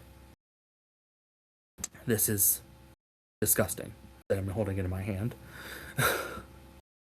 Mm-hmm. Commits for 2 will and a foot. Uses 3 charges. Akachi can take it? Action, spend 1 charge and exhaust it to evade. Automatically evade an enemy at your location. If that enemy is non-elite, you may discover a clue at your location. So for 3 XP and $3 and a hand slot, you get 3 automatic evasions, and if the thing that you're evading is not elite, 3 free clues. I mean, that's worth the Okay. price. I'd say it's worth the price. It's also a hand slot, and that's pretty contested. Yeah, for Seeker, it's a bit contested. It's also 3 XP, which means it's hard for other people to take this. Yeah. Our Um, propagation with the native Solanaceae specimens found during Dr. Fisher's expedition to the Lemurian continent has proven successful. Unfortunately, all produce unpleasant screaming, in quotes, noises when handled. Earplugs have been proven to be comically ineffective. so I've not mentioned this for many cards, Uh-huh. but I'm gonna bring it up here because this is so far the most notable example of this. Uh-huh. This is a fan made set. Yep. Fan made sets are a little rough at times. The amount of text that has been crammed onto this card Yeah. Most of and us the from manner in which it has been formatted, yeah. it did not need to be this way. Yeah, most of this is from the flavor text. Yeah, there are cards that have a bunch of space on them that like didn't have any flavor text, and then this card has already like not the longest ability, but a chunky-ish ability, and then you have 5 lines dedicated to flavor text. Yeah. I could You, you could have shortened that up. yeah, just cut it off to all produce unpleasant screaming noises when handled comically ineffective. Yeah. From the notes of Professor E. Coleman, like that kills 2 lines of it already, but would make it just Give you a lot more look way. space. Yeah. Yeah, the It card is seems unfortunate. fine. Yeah, the card's fine. I have Yeah, no real complaints other than there's also another science traded card. yeah. I'm not wowed by this. I'm not wowed by the almanac. There's nothing so far that I'm just like, yeah. They're all just like, Yeah, yeah, that's fine. it's a thing, right? It Yes. uses charges, so I'm not sure Akachi wants this, but but her hand slots aren't super contested. yeah. Um, Next up is the Physician's Gladstone. It's a 3-cost 1 XP item accessory slot. It's an item and tool. Sorry, that takes up the accessory slot. You have, and it commits for intellect. You have 2 additional hand slots, which may only be used to hold tool or science assets. Investigators at your location may use supplies on assets held in slots granted by Physician's Gladstone as if they were on any asset at your location. Interesting. Interesting. Um, so this came out, I'm pretty sure. Let me do a little quick Night of Vespers. After James. Never mind. This came out December of 2024 is when the mysterious chanting page went up. Okay, this would have been before then. Sorry. Scientific Studies Grant is the card that I want to compare to this. Mm-hmm. Scientific Studies Grant, it is a 3-cost, so it's the same cost, 2 XP asset, limit 1 per investigator, that gives 2 additional hand slots, which may only be used to hold science and or tool assets. Okay. So it has that ability, but it takes up the accessory slots, but also grants this weird ability where investigators at your location may spend supplies on assets held in slots granted by Physician's Gladstone as if they were on any asset at your location. I I think that's think fine. Scientific Studies Grant is a little overcosted, Probably. It just takes up an personally. accessory slot, which is also a contested slot. In Seeker, I often find my accessory slot wanting. I usually go off class for my accessories. That's fair. I'm quite frankly, outside of Guardian, I just assume the accessory slot is kind of a contested slot. Yeah, that's fair. Um, Physician's Gladstone, I like it. Yeah, It's it's fine. fine. It has a home. It has a couple of spots that are useful. I do really like the idea of a supply based build that just like, yeah, if you just want to use supplies off of this, go right ahead. To like charge up other people or even your own stuff. Yeah. Because like you you could put your fingerprint kit out and then put something else in one of these Gladstone slots to just charge up your uh, fingerprint kit. Right. Which I like that. That's neat. Yeah. Okay. Our next one is Professor Niall or Farrell. Persistence of Memory. 3-cost ally asset, ally artist and Miskatonic traded. It's for a book, soaks for 1 and 1. Reaction: when you play an insight event from your hand, exhaust Professor Niall or Farrell, shuffle a copy of that card from your discard pile back into your deck. You get +1 book until the end of the round. That's not bad. It's not. I like the shuffle in effect. It gives Yeah, value to finding duplicates. I agree. Yeah, he's also technically cheaper than Milan. True. Like, strictly speaking, he is cheaper than Milan, but he doesn't give you a static +1 intellect. But once you play an event, he gives you Yeah. that +1 intellect. Also, I really wish this is why some things. So this just so that people understand this reaction ability. When you play an insight event and you exhaust it, that's the cost, and it gives you 2 effects. It lets you shuffle a Yep, copy of that card back in, and then also gives you +1 book until the end of the round. yep. That's just important to know because they're not like the same thing. So it's like it's not like if you can't shuffle it in. You don't get Yeah. that. So like, there's a reason to exhaust even if you can't shuffle it in. Shuffle a card back. But for, I mean, even in chapter 2, there's, like, if we take Milan off the table, I guess it should be my point. Let's take Milan off the table. Mhm. I still think this guy has a space in certain Seeker decks. Oh, I think There's a he's reason to take quite him. good. Yeah. Because I think even if you like with working a hunch lets you get a clue it fast and do this. Like any inside event, if you're in Legacy, you can just play like Burning the Midnight Oil, and Yep. like you get the money, and then you get the free book upgrade, and like you just keep playing inside events, Yep. and then you just get them back in. Yeah. Now, Nick, Yes. what if I told you there was an upgraded version? Ooh. What does it do? So for 3 XP, it gained an intellect icon, Uh-huh. and it gained a sanity soak. Okay. While you have 6 or more cards in your hand, you get a static +1 intellect. Okay. So now it's a big hand card. Sure. I mean, I put big hand in quotes, but like I'm using big hand to mean card that incentivizes you holding onto cards. Yeah.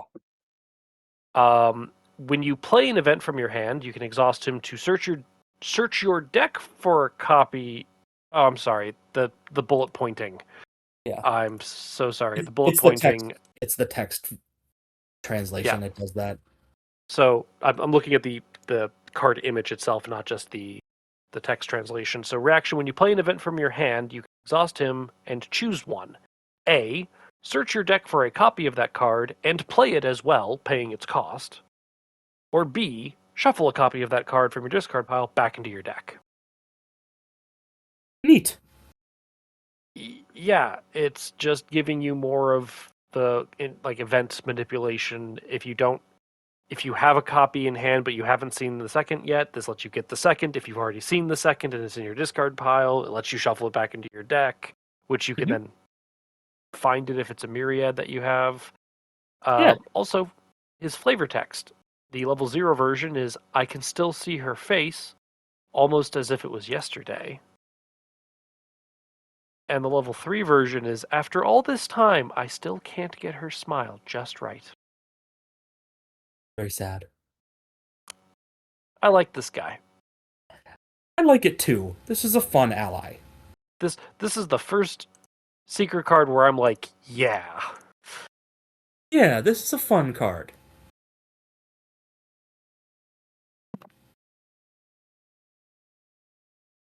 Okay. Our next one is a 2-cost level 1 arcane asset. Augury and Spell Traded. I do love me some auguries. Commits for 2 will. Uses 3 charges. Oh, sorry, it's called Saturnine Foresight. Realize I didn't say the name. The art's cool.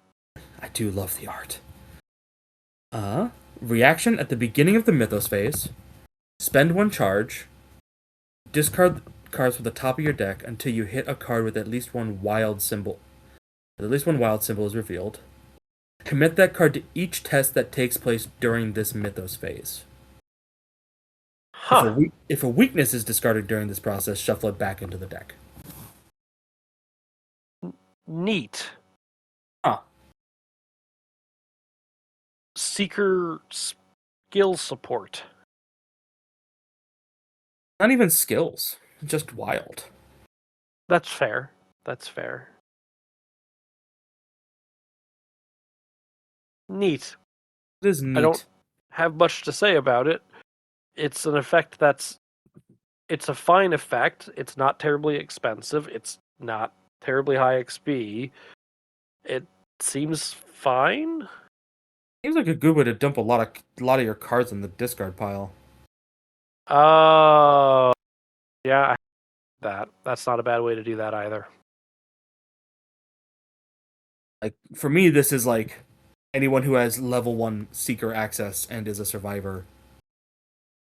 Uh, and just do this to dump a bunch of cards in their discard pile. I like it in Amanda. If you wanted to do like some support stuff with all your skills. Yeah, there's a lot of fun things you can do with this. I'm Mm-hmm. not throwing this against anyone. Like, not even it's even pretty good in Min. Oh yeah, absolutely.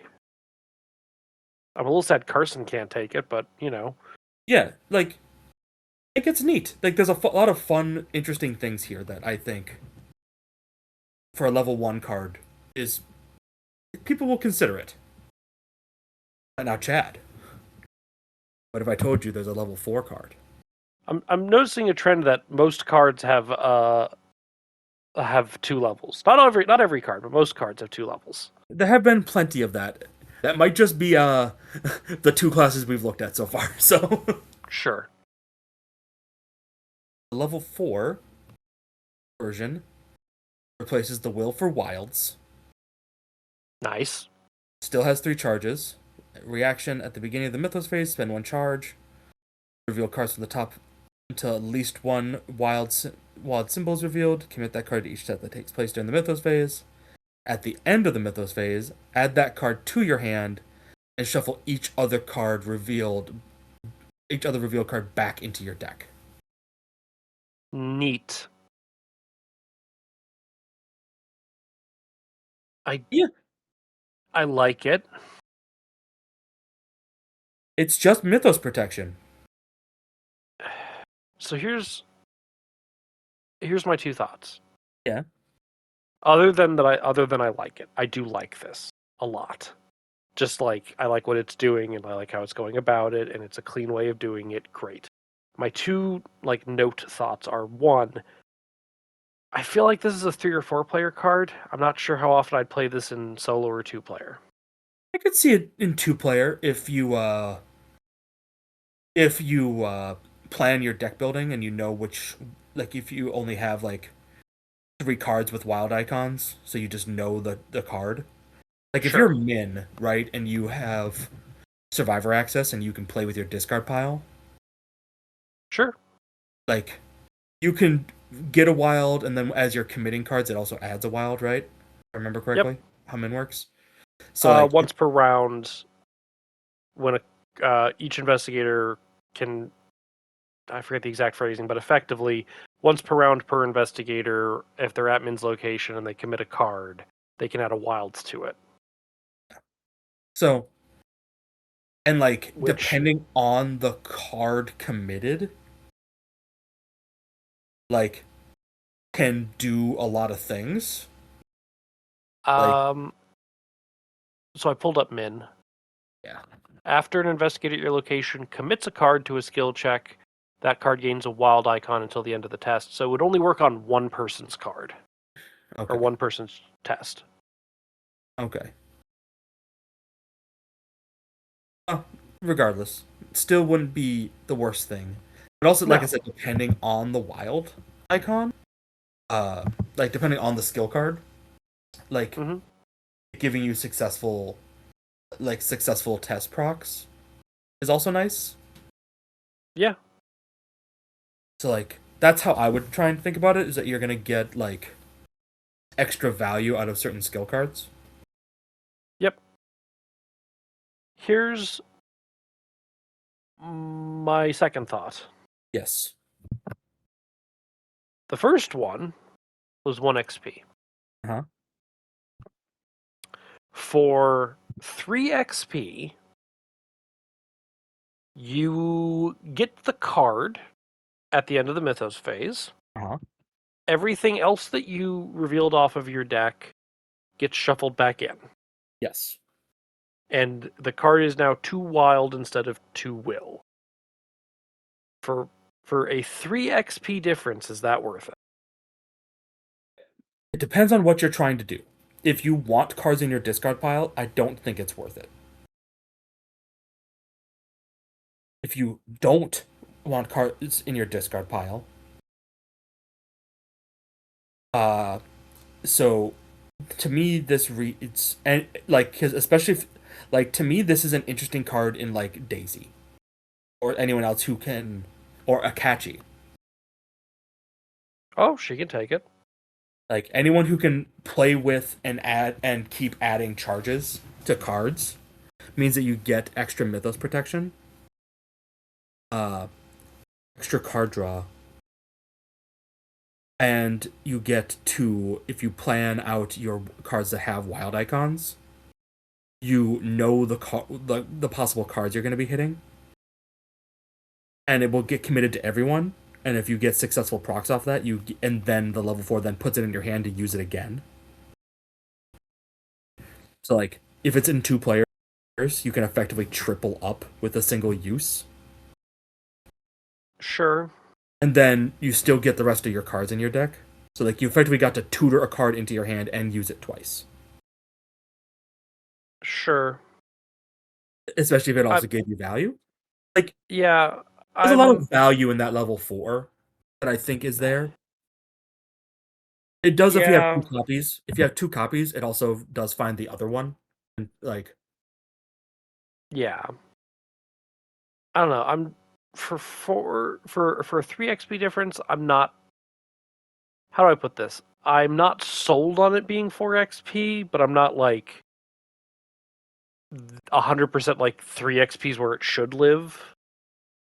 I'm just kind of like stuck in the middle between the two of them right now. Of like, this feels overcosted, but 3 XP, man, 3 XP, I might be more comfortable with this at 3 XP, but you are right. It is giving you some consistency.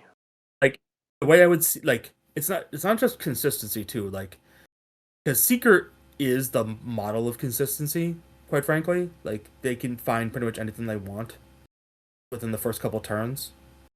It's like Sure. once this is out, like if you, like I said, if you know like there's only like 4 or 5 cards in your deck that have wild icons, this is just tutoring Yeah. in the Mythos phase when you need it.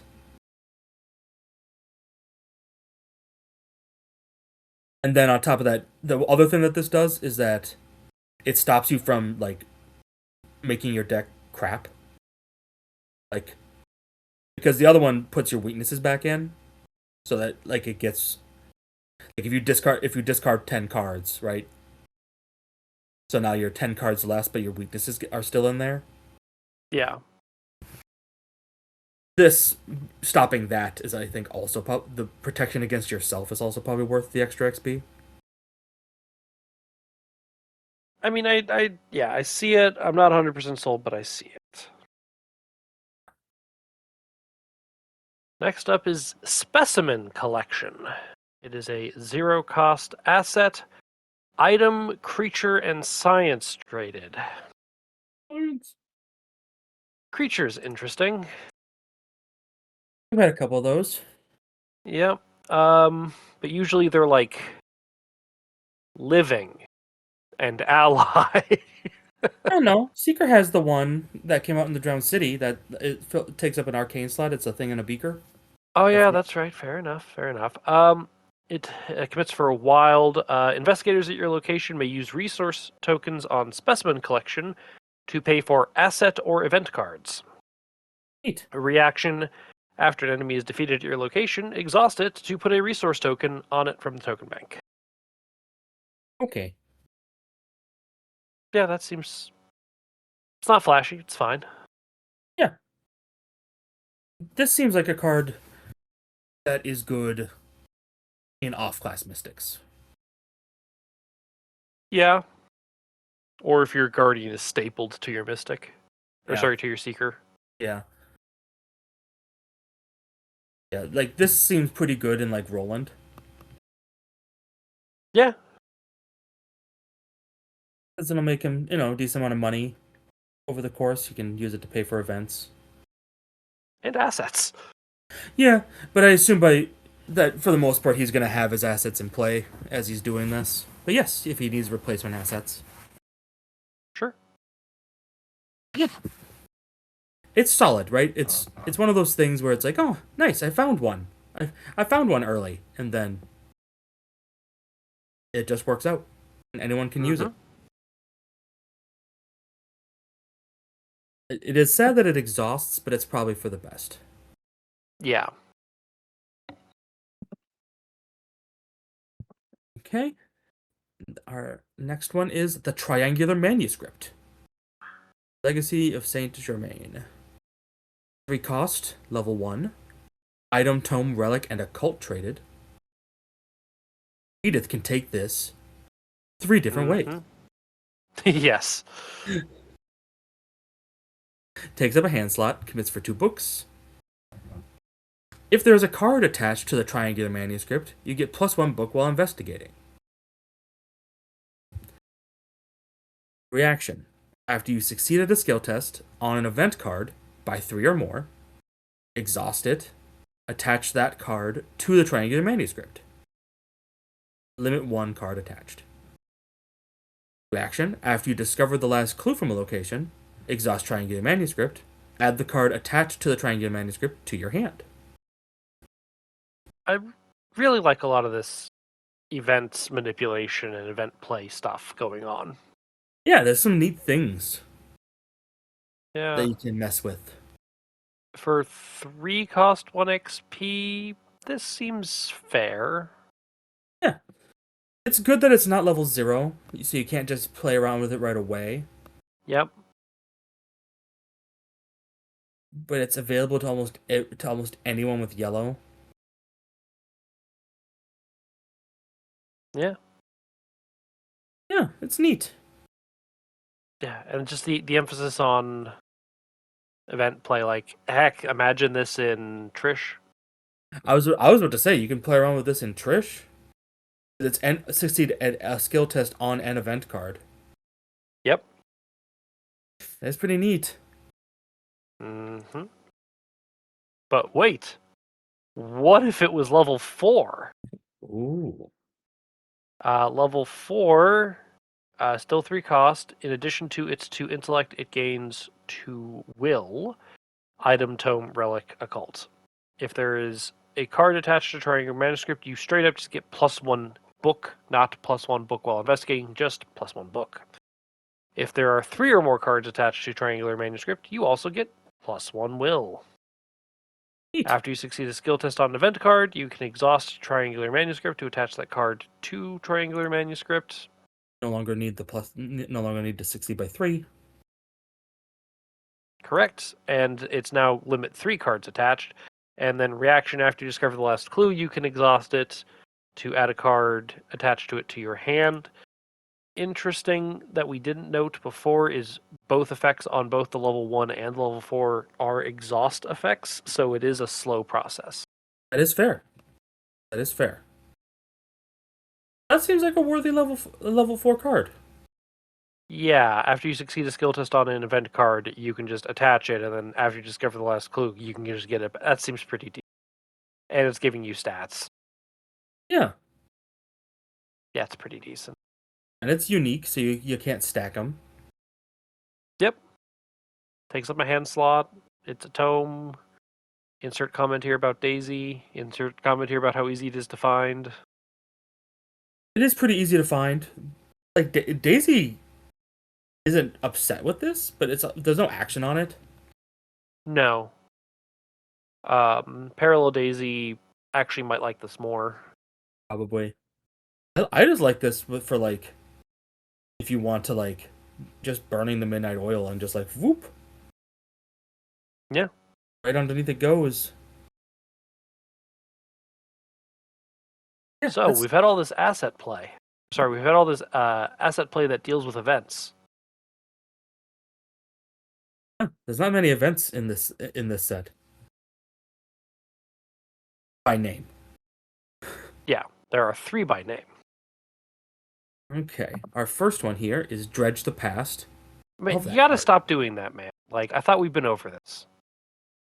Dredging? Up the past, it's unnecessary. I can't help it.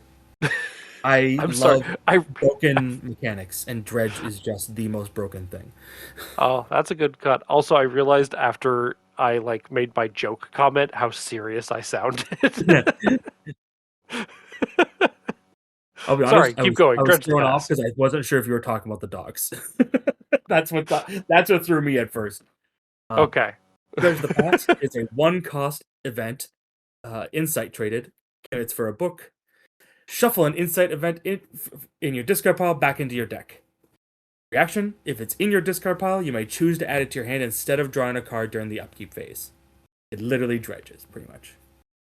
Yeah. You just whoop back to your hand, and just put insights back. So, ignoring the fact that our bookie friend can play this as a reaction to over succeeding, ignoring that use case, I still think this is pretty alright.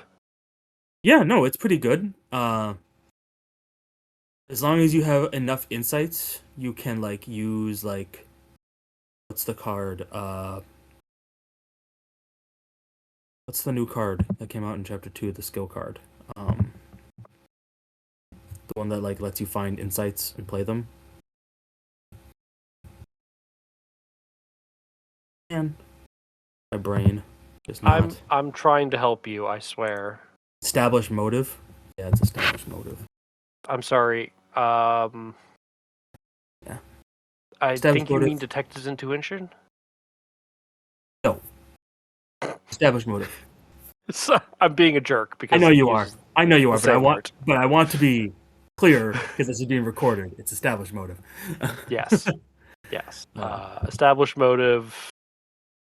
That came out in Carolyn Fern, I believe. Yeah. But it lets you search the top 6 of your deck for insights. So the Treasure of the Past can put it back in, and then you can like pull it back out. Sorry, I'm a little sassy at the moment. Yeah, I don't know if you've noticed. I'm just sassy about this card, apparently. It's fine, right? Like it's a solid card. It shuffles it back in, so and then this card can just go back to your hand. Its true power is being able to return big insight events from your discard pile to your hand. So it's only ever as good as what you're returning to your deck. Yes, I agree with you. So like if you have good some good insights that you're planning on using over and over again, and then can get to that point where you can pretty much reliably shuffle it back into your deck and find it again, then I think that's where this power lies, at level 0. There is a level 2 card, Chad. What does that one do? Well, for the low cost of 2 XP, you get to make it fast and have it cost 0. But it doesn't come with the bookie anymore. Yeah, you're right. It doesn't. He doesn't need it. That's not bad. For 2 XP, I feel like if you had just made it fast, I think it would have been fine. I feel like the making it free is a nice little bonus. Yeah. Like, again, it's only ever going to be as good as what you're returning with it. Yeah, but saving the action is, I think, the real benefit here. 100%. Because, like, it just lets you do what you were planning on doing with this, just all the time back. Yep. And a key thing to note as well is if you have 2 of these in your discard pile, you can only ever return 1 to your hand. Yeah, the reaction. Because it's replacing. Unless you are getting to draw an extra card during the upkeep, then you can replace both. Yeah. All right. Next up is Pour Over. It's a 2-cost, level 2 insight event. Commits for 2 intellect. When you play Pour Over, search the top 9 cards of your deck for an event and play it as if it were in your hand, paying its cost. Then you may choose a different event in your discard pile and shuffle it back into your deck. Neat. I mean, that's some solid search and some solid, recursion. It is what you read when you don't have. It's what you read when you don't have to that determines what you will be when you can't help it. Oscar Wilde. Yeah. It's only as good as what you're playing and returning, but if your deck has got, and it's any events. Yeah. So it's not insight limited, but as long as... This is quite the, little... This is one of those cards that you're going to look at and be like, it's probably fine, and then you play it once, and it, works and makes the deck just like click together exactly when you needed it to. Yeah. Is like this in combination with Dredge the Past to find that one big insight you're trying to play like repeatedly, Yep. and then like return your Dredge to the Past to the hand so you can still draw a card and like do things. Yep. It's also a search effect Mandy can take. It is a search effect. It does also search the top 9 cards, which is nice. Mm-hmm. But Mandy could search the top 9 cards for 2 targets, as long as she's got the money to pay for them. That is nice. Yep. This can be taken in Trish as well and be doubled. Yeah, it can. As long as she's got the money for all the shenanigans. It's green. Yeah, of course she has the money. I know. I'm just saying. Yeah, it's fun things there. Mm-hmm. Now, out of all of these Seeker cards, I think the only one that I have seen in play. The only one I did play Dredge the Past Oh, did you? in my deck, but it didn't. It just does its thing, and like you don't draw attention to it. Yeah, I did not realize that was in there. But you did play Undivided Attention in our playthrough of Vespers, right? Yep, Uh-huh. I played both levels. Yes. Undivided Attention is a 2-cost inside event. Commits for a book and a wild. It's fast. Attach Undivided Attention to your location. Until the end of the round, investigators at this location gain +2 skill value when investigating and -2 skill value to tests of any other kind. At the end of the round, discard it. I mean, if you've got the money and you're only going to play this at the top of the investigation phase when you're going to be doing a bunch of investigating, and you're not screwing over your friends by playing them. Yeah, it's a great like, hey everyone, time to try and get all the clues from this location because we need to. Yep. Like, or if you the seeker just need to try and drill down on this, it's just a good like here's +2 for the round. Yeah, but if you are literally doing anything else, it's bad news. Yes. Um, Honestly, it might be a little too good at level 0 because you're only going to play it when it's real good for you. But I don't think it's bad. I don't think it's like inappropriate at level 0. No. The thing is though is that you can play it on other people's turns. That's the real power of it. If it was fast play only during your turn, Sure. I think it would have probably been just fine at level 0. But the fact that you can do it and have other people like they could like do it during other people's turns because it's just blanket fast. Yep. So for 1 XP, it gains a wild icon and it stays in play forever. Now it doesn't remove itself at the end of the round, which is kind of a problem. But also, it has an action to shuffle it back into your deck. I kind of love it. It's a cool card.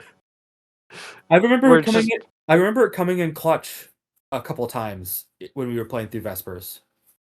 yeah, Because there was a it's time where just literally all 3 of us could just sit there and just spam investigates on a mhm. location. Yeah. If all you need to do is investigate and everyone's investigating, or if you're by yourself and all you need to do is investigate and not hurting your friends, undivided attention. It is 2 resources. That's not like the most expensive card in the world, but it's also not nothing. But it's just a bunch of boosts for a round. I can't say that's super amazing. It's pretty good for the situation that you need it in. It's quite good, but it's not like breaking the game. Yeah, I mean the level 0 will sit in your hand, and you'll probably end up committing it pretty frequently. Yeah, and it is an intellect in the wild. It's not bad for committing, but if the stars align, it's quite good. Yeah. Okay. Oh.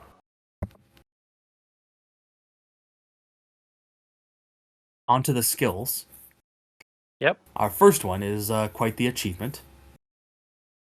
Ha. It's Magnum Opus, a level 1 fortune skill. Rex cannot take it. You every time. It's every time I see Fortune traded, that's the first thing that comes to mind is Rex can't take it. You may commit this card to any test. Do not reveal chaos tokens for this test. This test automatically succeeds, and the performing investigator is considered to have drawn the Elder Sign token. After this test resolves, put Magnum Opus to the victory display. Forced. While Magnum Opus is in the victory display, its owner cannot investigate, fight, evade, play cards, or activate abilities on player cards.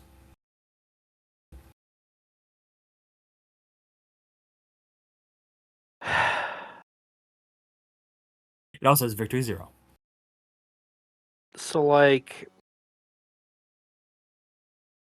this card is exclusively for it is the end of the scenario, and I'm not taking any more actions. So Yes. I'm just going to make sure you succeed your thing. Yes. And for that function, it is quite good. Yeah. But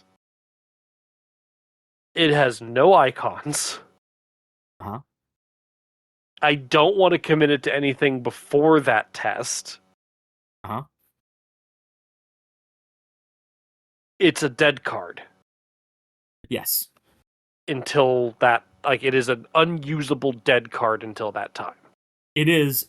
This is a one of copy you're gonna spend 1 experience on and just use it when you need a certain test to succeed. But here's the other, yes, I have one wrinkle to this that I would need to double check the language on the treachery cards in question. But there are treachery cards I've seen that force you to commit all available skill cards. Yep. And this is an active problem Mm-hmm. for those scenarios. I would agree with that. I think the punishment on this card is too much. Yes. I would never play this. I'd rather have something that is useful to me throughout the scenario than something that is only useful to me during the last round, assuming I even have it. If I were to redesign this and just change a little bit of it, I would say its owner cannot uh, take the basic investigate, fight, or evade actions, Sure. or activate abilities on player cards. But I would let you still play cards that could then have you take those actions. So yeah, you're not allowed. You're removing their ability to do basic actions. You're removing their ability to do bold actions, but you're still letting them do event play for Yes. stuff. Yes. Okay. So, which one plays into the theme we already have going. Sure. Also plays into the theme of Vespers. Uh, of having things going on with investigate, fight, and evade actions, which kind of fits. Yeah. Logically. Um, and just lets you do something. Yeah. Like, that's the main problem with me, is that now you're just a dead weight once you're done. Like, you can take draw cards and commit cards, and take parlay actions. assuming those parlay actions are not also On player cards. activate abilities on player cards, or also fight, evade, or investigate actions. Yes. Yeah, this card, I'm fine with the idea of, like, yeah, we're gonna make you automatically succeed and get an Elder Sign and be all super special. Good job, Gold Star. Here you go. At the cost of me being basically unable to do anything. I don't know. There was a card There's a fan-made card that I remember us looking at where it's like, also, yeah, at the point that you play this card, you've already won the scenario, so what's the point of this card? Yeah, like that's the thing for me. It's like I'm just like, okay, like I get what's going on here because we already have, some auto success cards. Mm-hmm. And like this is nice. This effect is good, especially in yellow, like in Seeker. Um Yep.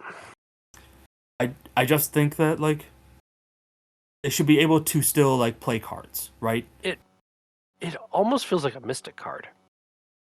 Yeah, I mean, it's also just a cheaper justify the means with a bigger drawback.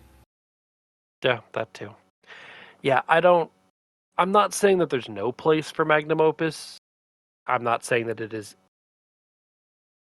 I'm not saying that like, oh, like this card has no function. This card has no niche. No, it has a function. It has a niche. People I will not just, be taking this card till near the end of the campaign. I mean, I'm just not going to take this card. I mean, I won't probably either because I think the drawback is just a little too harsh. Like you should either be able to play cards or activate abilities on player cards. Like either one of those would make sense to me. Like if you got to do one of those things, I could also see activating abilities on player cards, right? Like you've set yourself up. Now you're going to unleash your magnum opus and say that you're not going to be able to like do these other things. So like, I had this thought that I had where I'm just like, oh, you can still commit stuff. Of course, you can just commit stuff. So if I had a second magnum opus, I could just commit that to the next check. Like I'm basically just turning myself into a skill focused investigator. Okay, let's explore that in the back of my head. And then as you were listing off, but you still can't do any of those things. And that immediately shut off that train of thought going, yeah, I still can't actually do anything.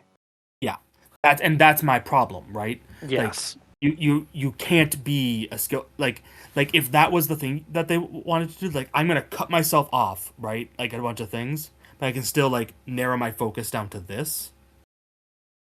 Like, okay, well that's something, right? That's like a thing that you can do. Yeah.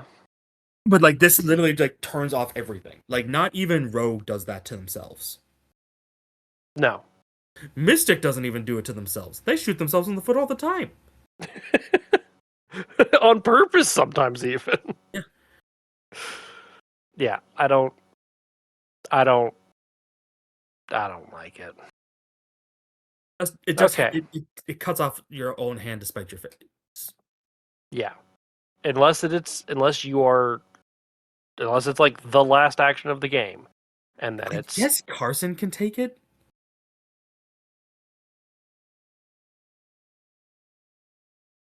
okay. Let's consider that you lose the ability to play cards. Nope, I'm out. Never mind. Yep, you're right. I keep forgetting that part. You lose the ability to play cards and activate abilities on player cards. I'm out. Yep, it's out. Should have been one or the other. Like Should have let you do one. it would have been interesting in Carson to have two magnum opuses, assuming that you could still do something on your off time, and I guess you could just draw cards and follow people. That's fine, but like Yeah, it's not worth it. it's just too much. Okay, I'm moving us on to synesthesia. Ooh, I can I taste actually food. I knew how to pronounce that one. I knew that word. I knew how to pronounce it, and I still fumbled it. Didn't you say Uh, synesthesia? I did, but I fumbled it at first. Oh, I didn't pay attention to that part. It's fine. Synesthesia. It's a 2 XP skill. It's innate traded, so Silas can take it. When do those jokes die? Now that we're in chapter 2, when do those comments die? Never. Okay. When you would commit a skill card to any test, commit synesthesia to that test as well. Treat all skill icons on that card as if they were wild. If you succeed, shuffle that skill card back into its bearer's deck. Where there it says Un- bearer and not owner. yes. Also, that's the wording on this is weird. So, when you would commit a skill card to a test. So congratulations, you've committed card A to this test. Commit synesthesia to that test as well. Okay, so now you've committed card A and card B. That's fine under the rules, but you've now committed card A and card B. All of the skill icons on card A are now wild. I'm on board. I'm following you. If you succeed, shuffle that skill card. I'm assuming we're still talking about card A. Back into its bearer's deck, which can only be your deck. Because it can only be from when you committed a skill card. No. No, you can commit it to other people. But when you would commit a skill card to any test, commit synesthesia to that test as well. And then treat all skill icons on that card, card A, that you committed are wild. I understand. And then shuffle that skill card. So the only that skill card can only be your skill card that you committed. Yes, this is a language fail on this one. I don't know why the first sentence is here. Especially if they were if it was meant to be forced, it should have said forced. I think it's just so that you in solo that you can use this. I mean, you could have had this without that. Like, it probably should just say,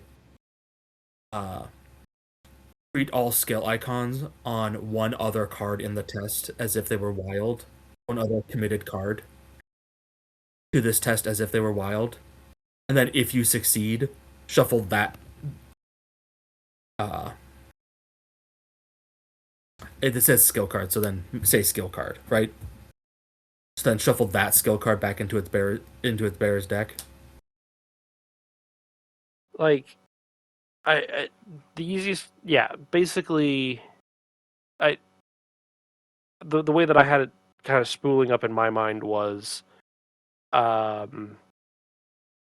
this card does not. If this card is committed to another player's skill check, it does not count against the number of cards you committed to. I don't know. That's way too wordy.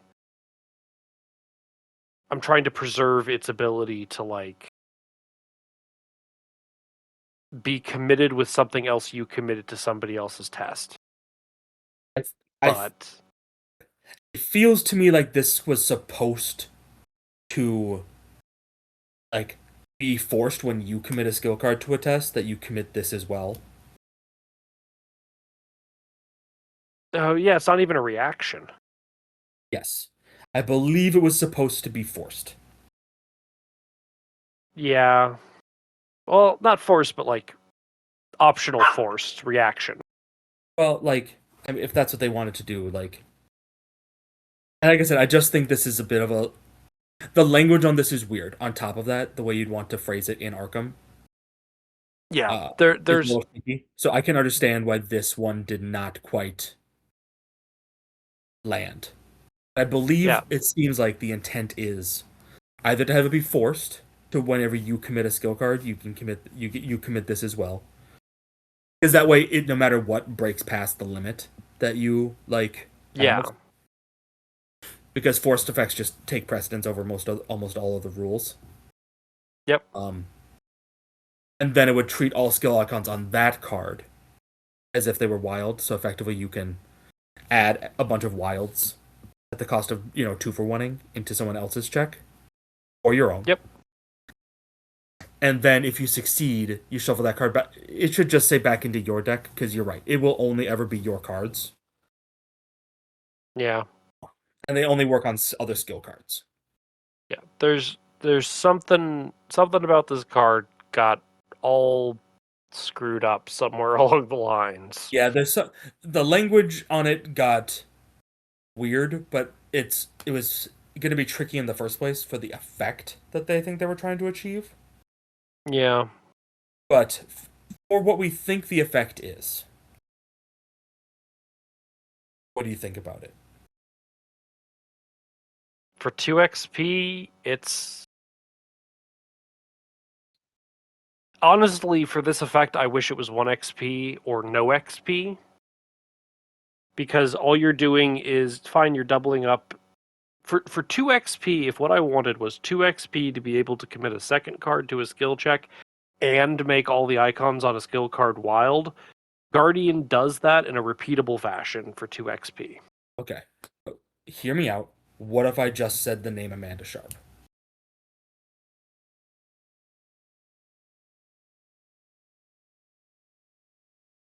Oh, this is hurting my head now.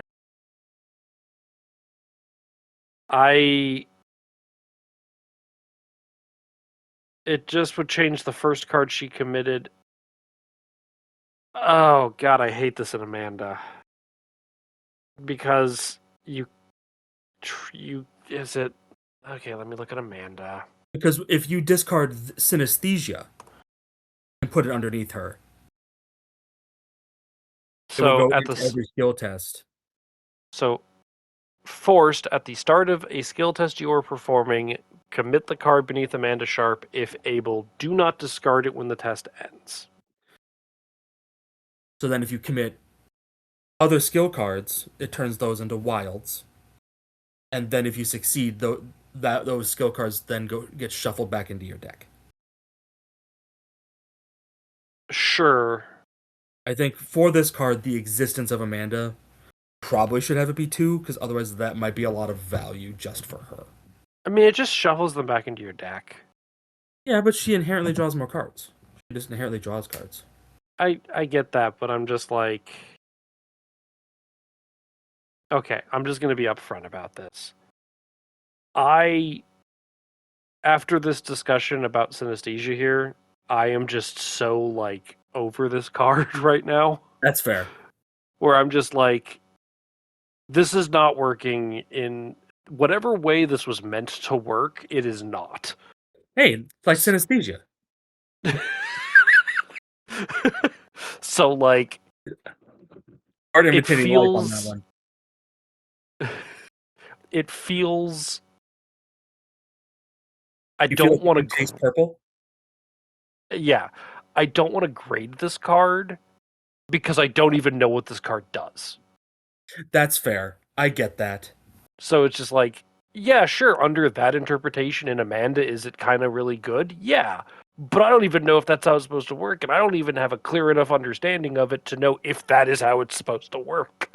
Because That's fair. my understanding of it, if we're treating this more of like a forced thing, is that it would not work in that manner because if it was put underneath her and it was like a forced thing that had to be like stapled onto a first card that you committed, well, forced at the start of the test you're performing, commit the card beneath Amanda Sharp if able. You could not have committed a prior card for Amanda's purposes, which means you could not staple synesthesia onto another card for synesthesia to have an effect that even matters under Amanda. Yeah, But I but don't want to talk about this because it's hurting my brain. yeah, like yes, like I am trying to and make I'm the and card I'm a little like mad work. about it. I was trying to reinterpret it to make the card work how I feel like they wanted it to work, but there's no way to know. And if the designer wants to talk about it, that's probably the Yeah, best way to know. yeah, happy to have Ogg slash Exiled Innards on to discuss any of our thoughts and feelings about the cards. I'm sorry for being particularly down about this one, but it's just hit me at a moment where I'm just like, uh. Yeah,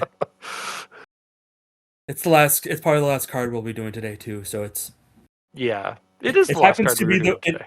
it happens to be the most complicated one too. So of try and confusing. Yes. I do have So to say, I do love the art though. I have loved so much of the art on all of these cards. the art has been fantastic. We are an art podcast, as we have discussed before. Um, no, the art's fantastic on It's a so lot much. of the I cards. love Saturday and Foresight. I love the art on this card so much. So let's just ignore synesthesia. Sure. Okay. What do you think about the secret cards? Lots of neat things. Yeah. A lot of cards that are to use a phrase we used before, a lot of cards that are only as good as the other thing that you're targeting with it.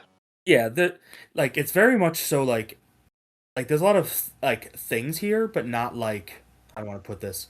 So there's a lot of things that care about events and various other things, and like things that can like help you like put insights back and do all these other things, but no like it's not like a big like insight card that's gonna do something big, right? So like you need that card. These are all. A lot of these are just transitory effects. Yeah, these are pieces, right? These are like synergy pieces. Um, nothing wrong with that. The synergy pieces here are neat. So I think there's things here there's plenty of things to play with in this. Yeah. Like the I do seeker, like. this particular seeker is pretty plug and play too. So like Yeah. the synergy is like hitting the ground running right there. You don't need to think too hard about where you can find how you make Colin Montgomery. Just figure it out. You'll get there. Just like Yeah. put the cards that look like they'll fit. You'll get there. Like I literally think. just being able to play like just being able to succeed and investigate and then playing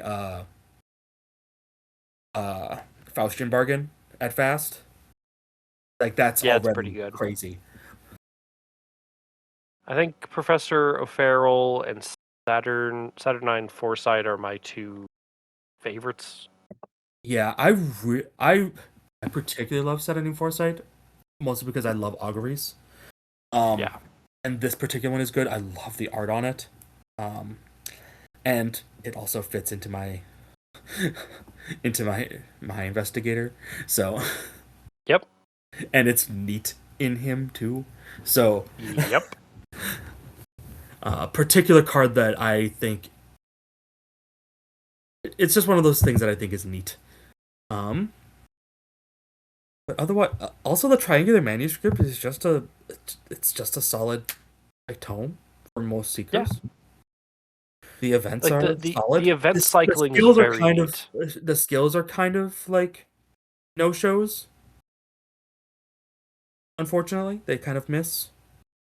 Oh yeah, I totally had. I'm sorry. Synesthesia got me so upset that I completely forgot about Magnum Opus. Like I said, both skills misses, unfortunately.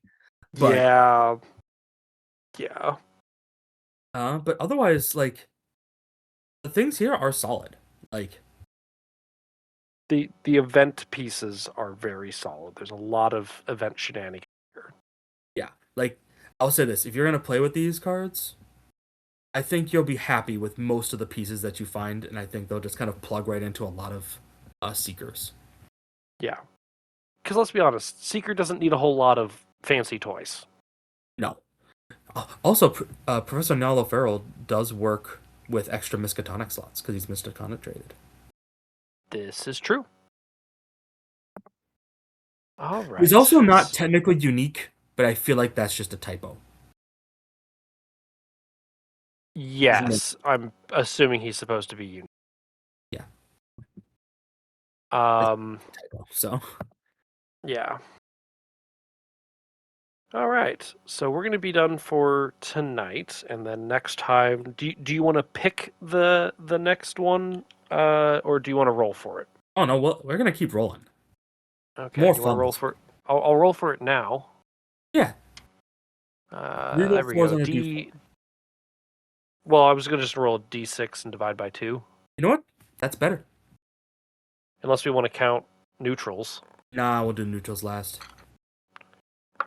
All right, that's a 5 divided by 2. I guess we're doing Survivor. Survivor. That's probably for the best. Survivor with Sebastian Benitez? Yeah. Probably. It's the protege. Protege. All right. Well, if anybody wants to get in contact with me about anything that we've said, feel free to reach out to me at therestrictedcollection@gmail.com. Otherwise, you can find me around as Head Librarian Chad on Reddit and Discord. Nick, thanks as always for joining. Pleasure as always. And, yeah, we'll be back. Thank you all for listening.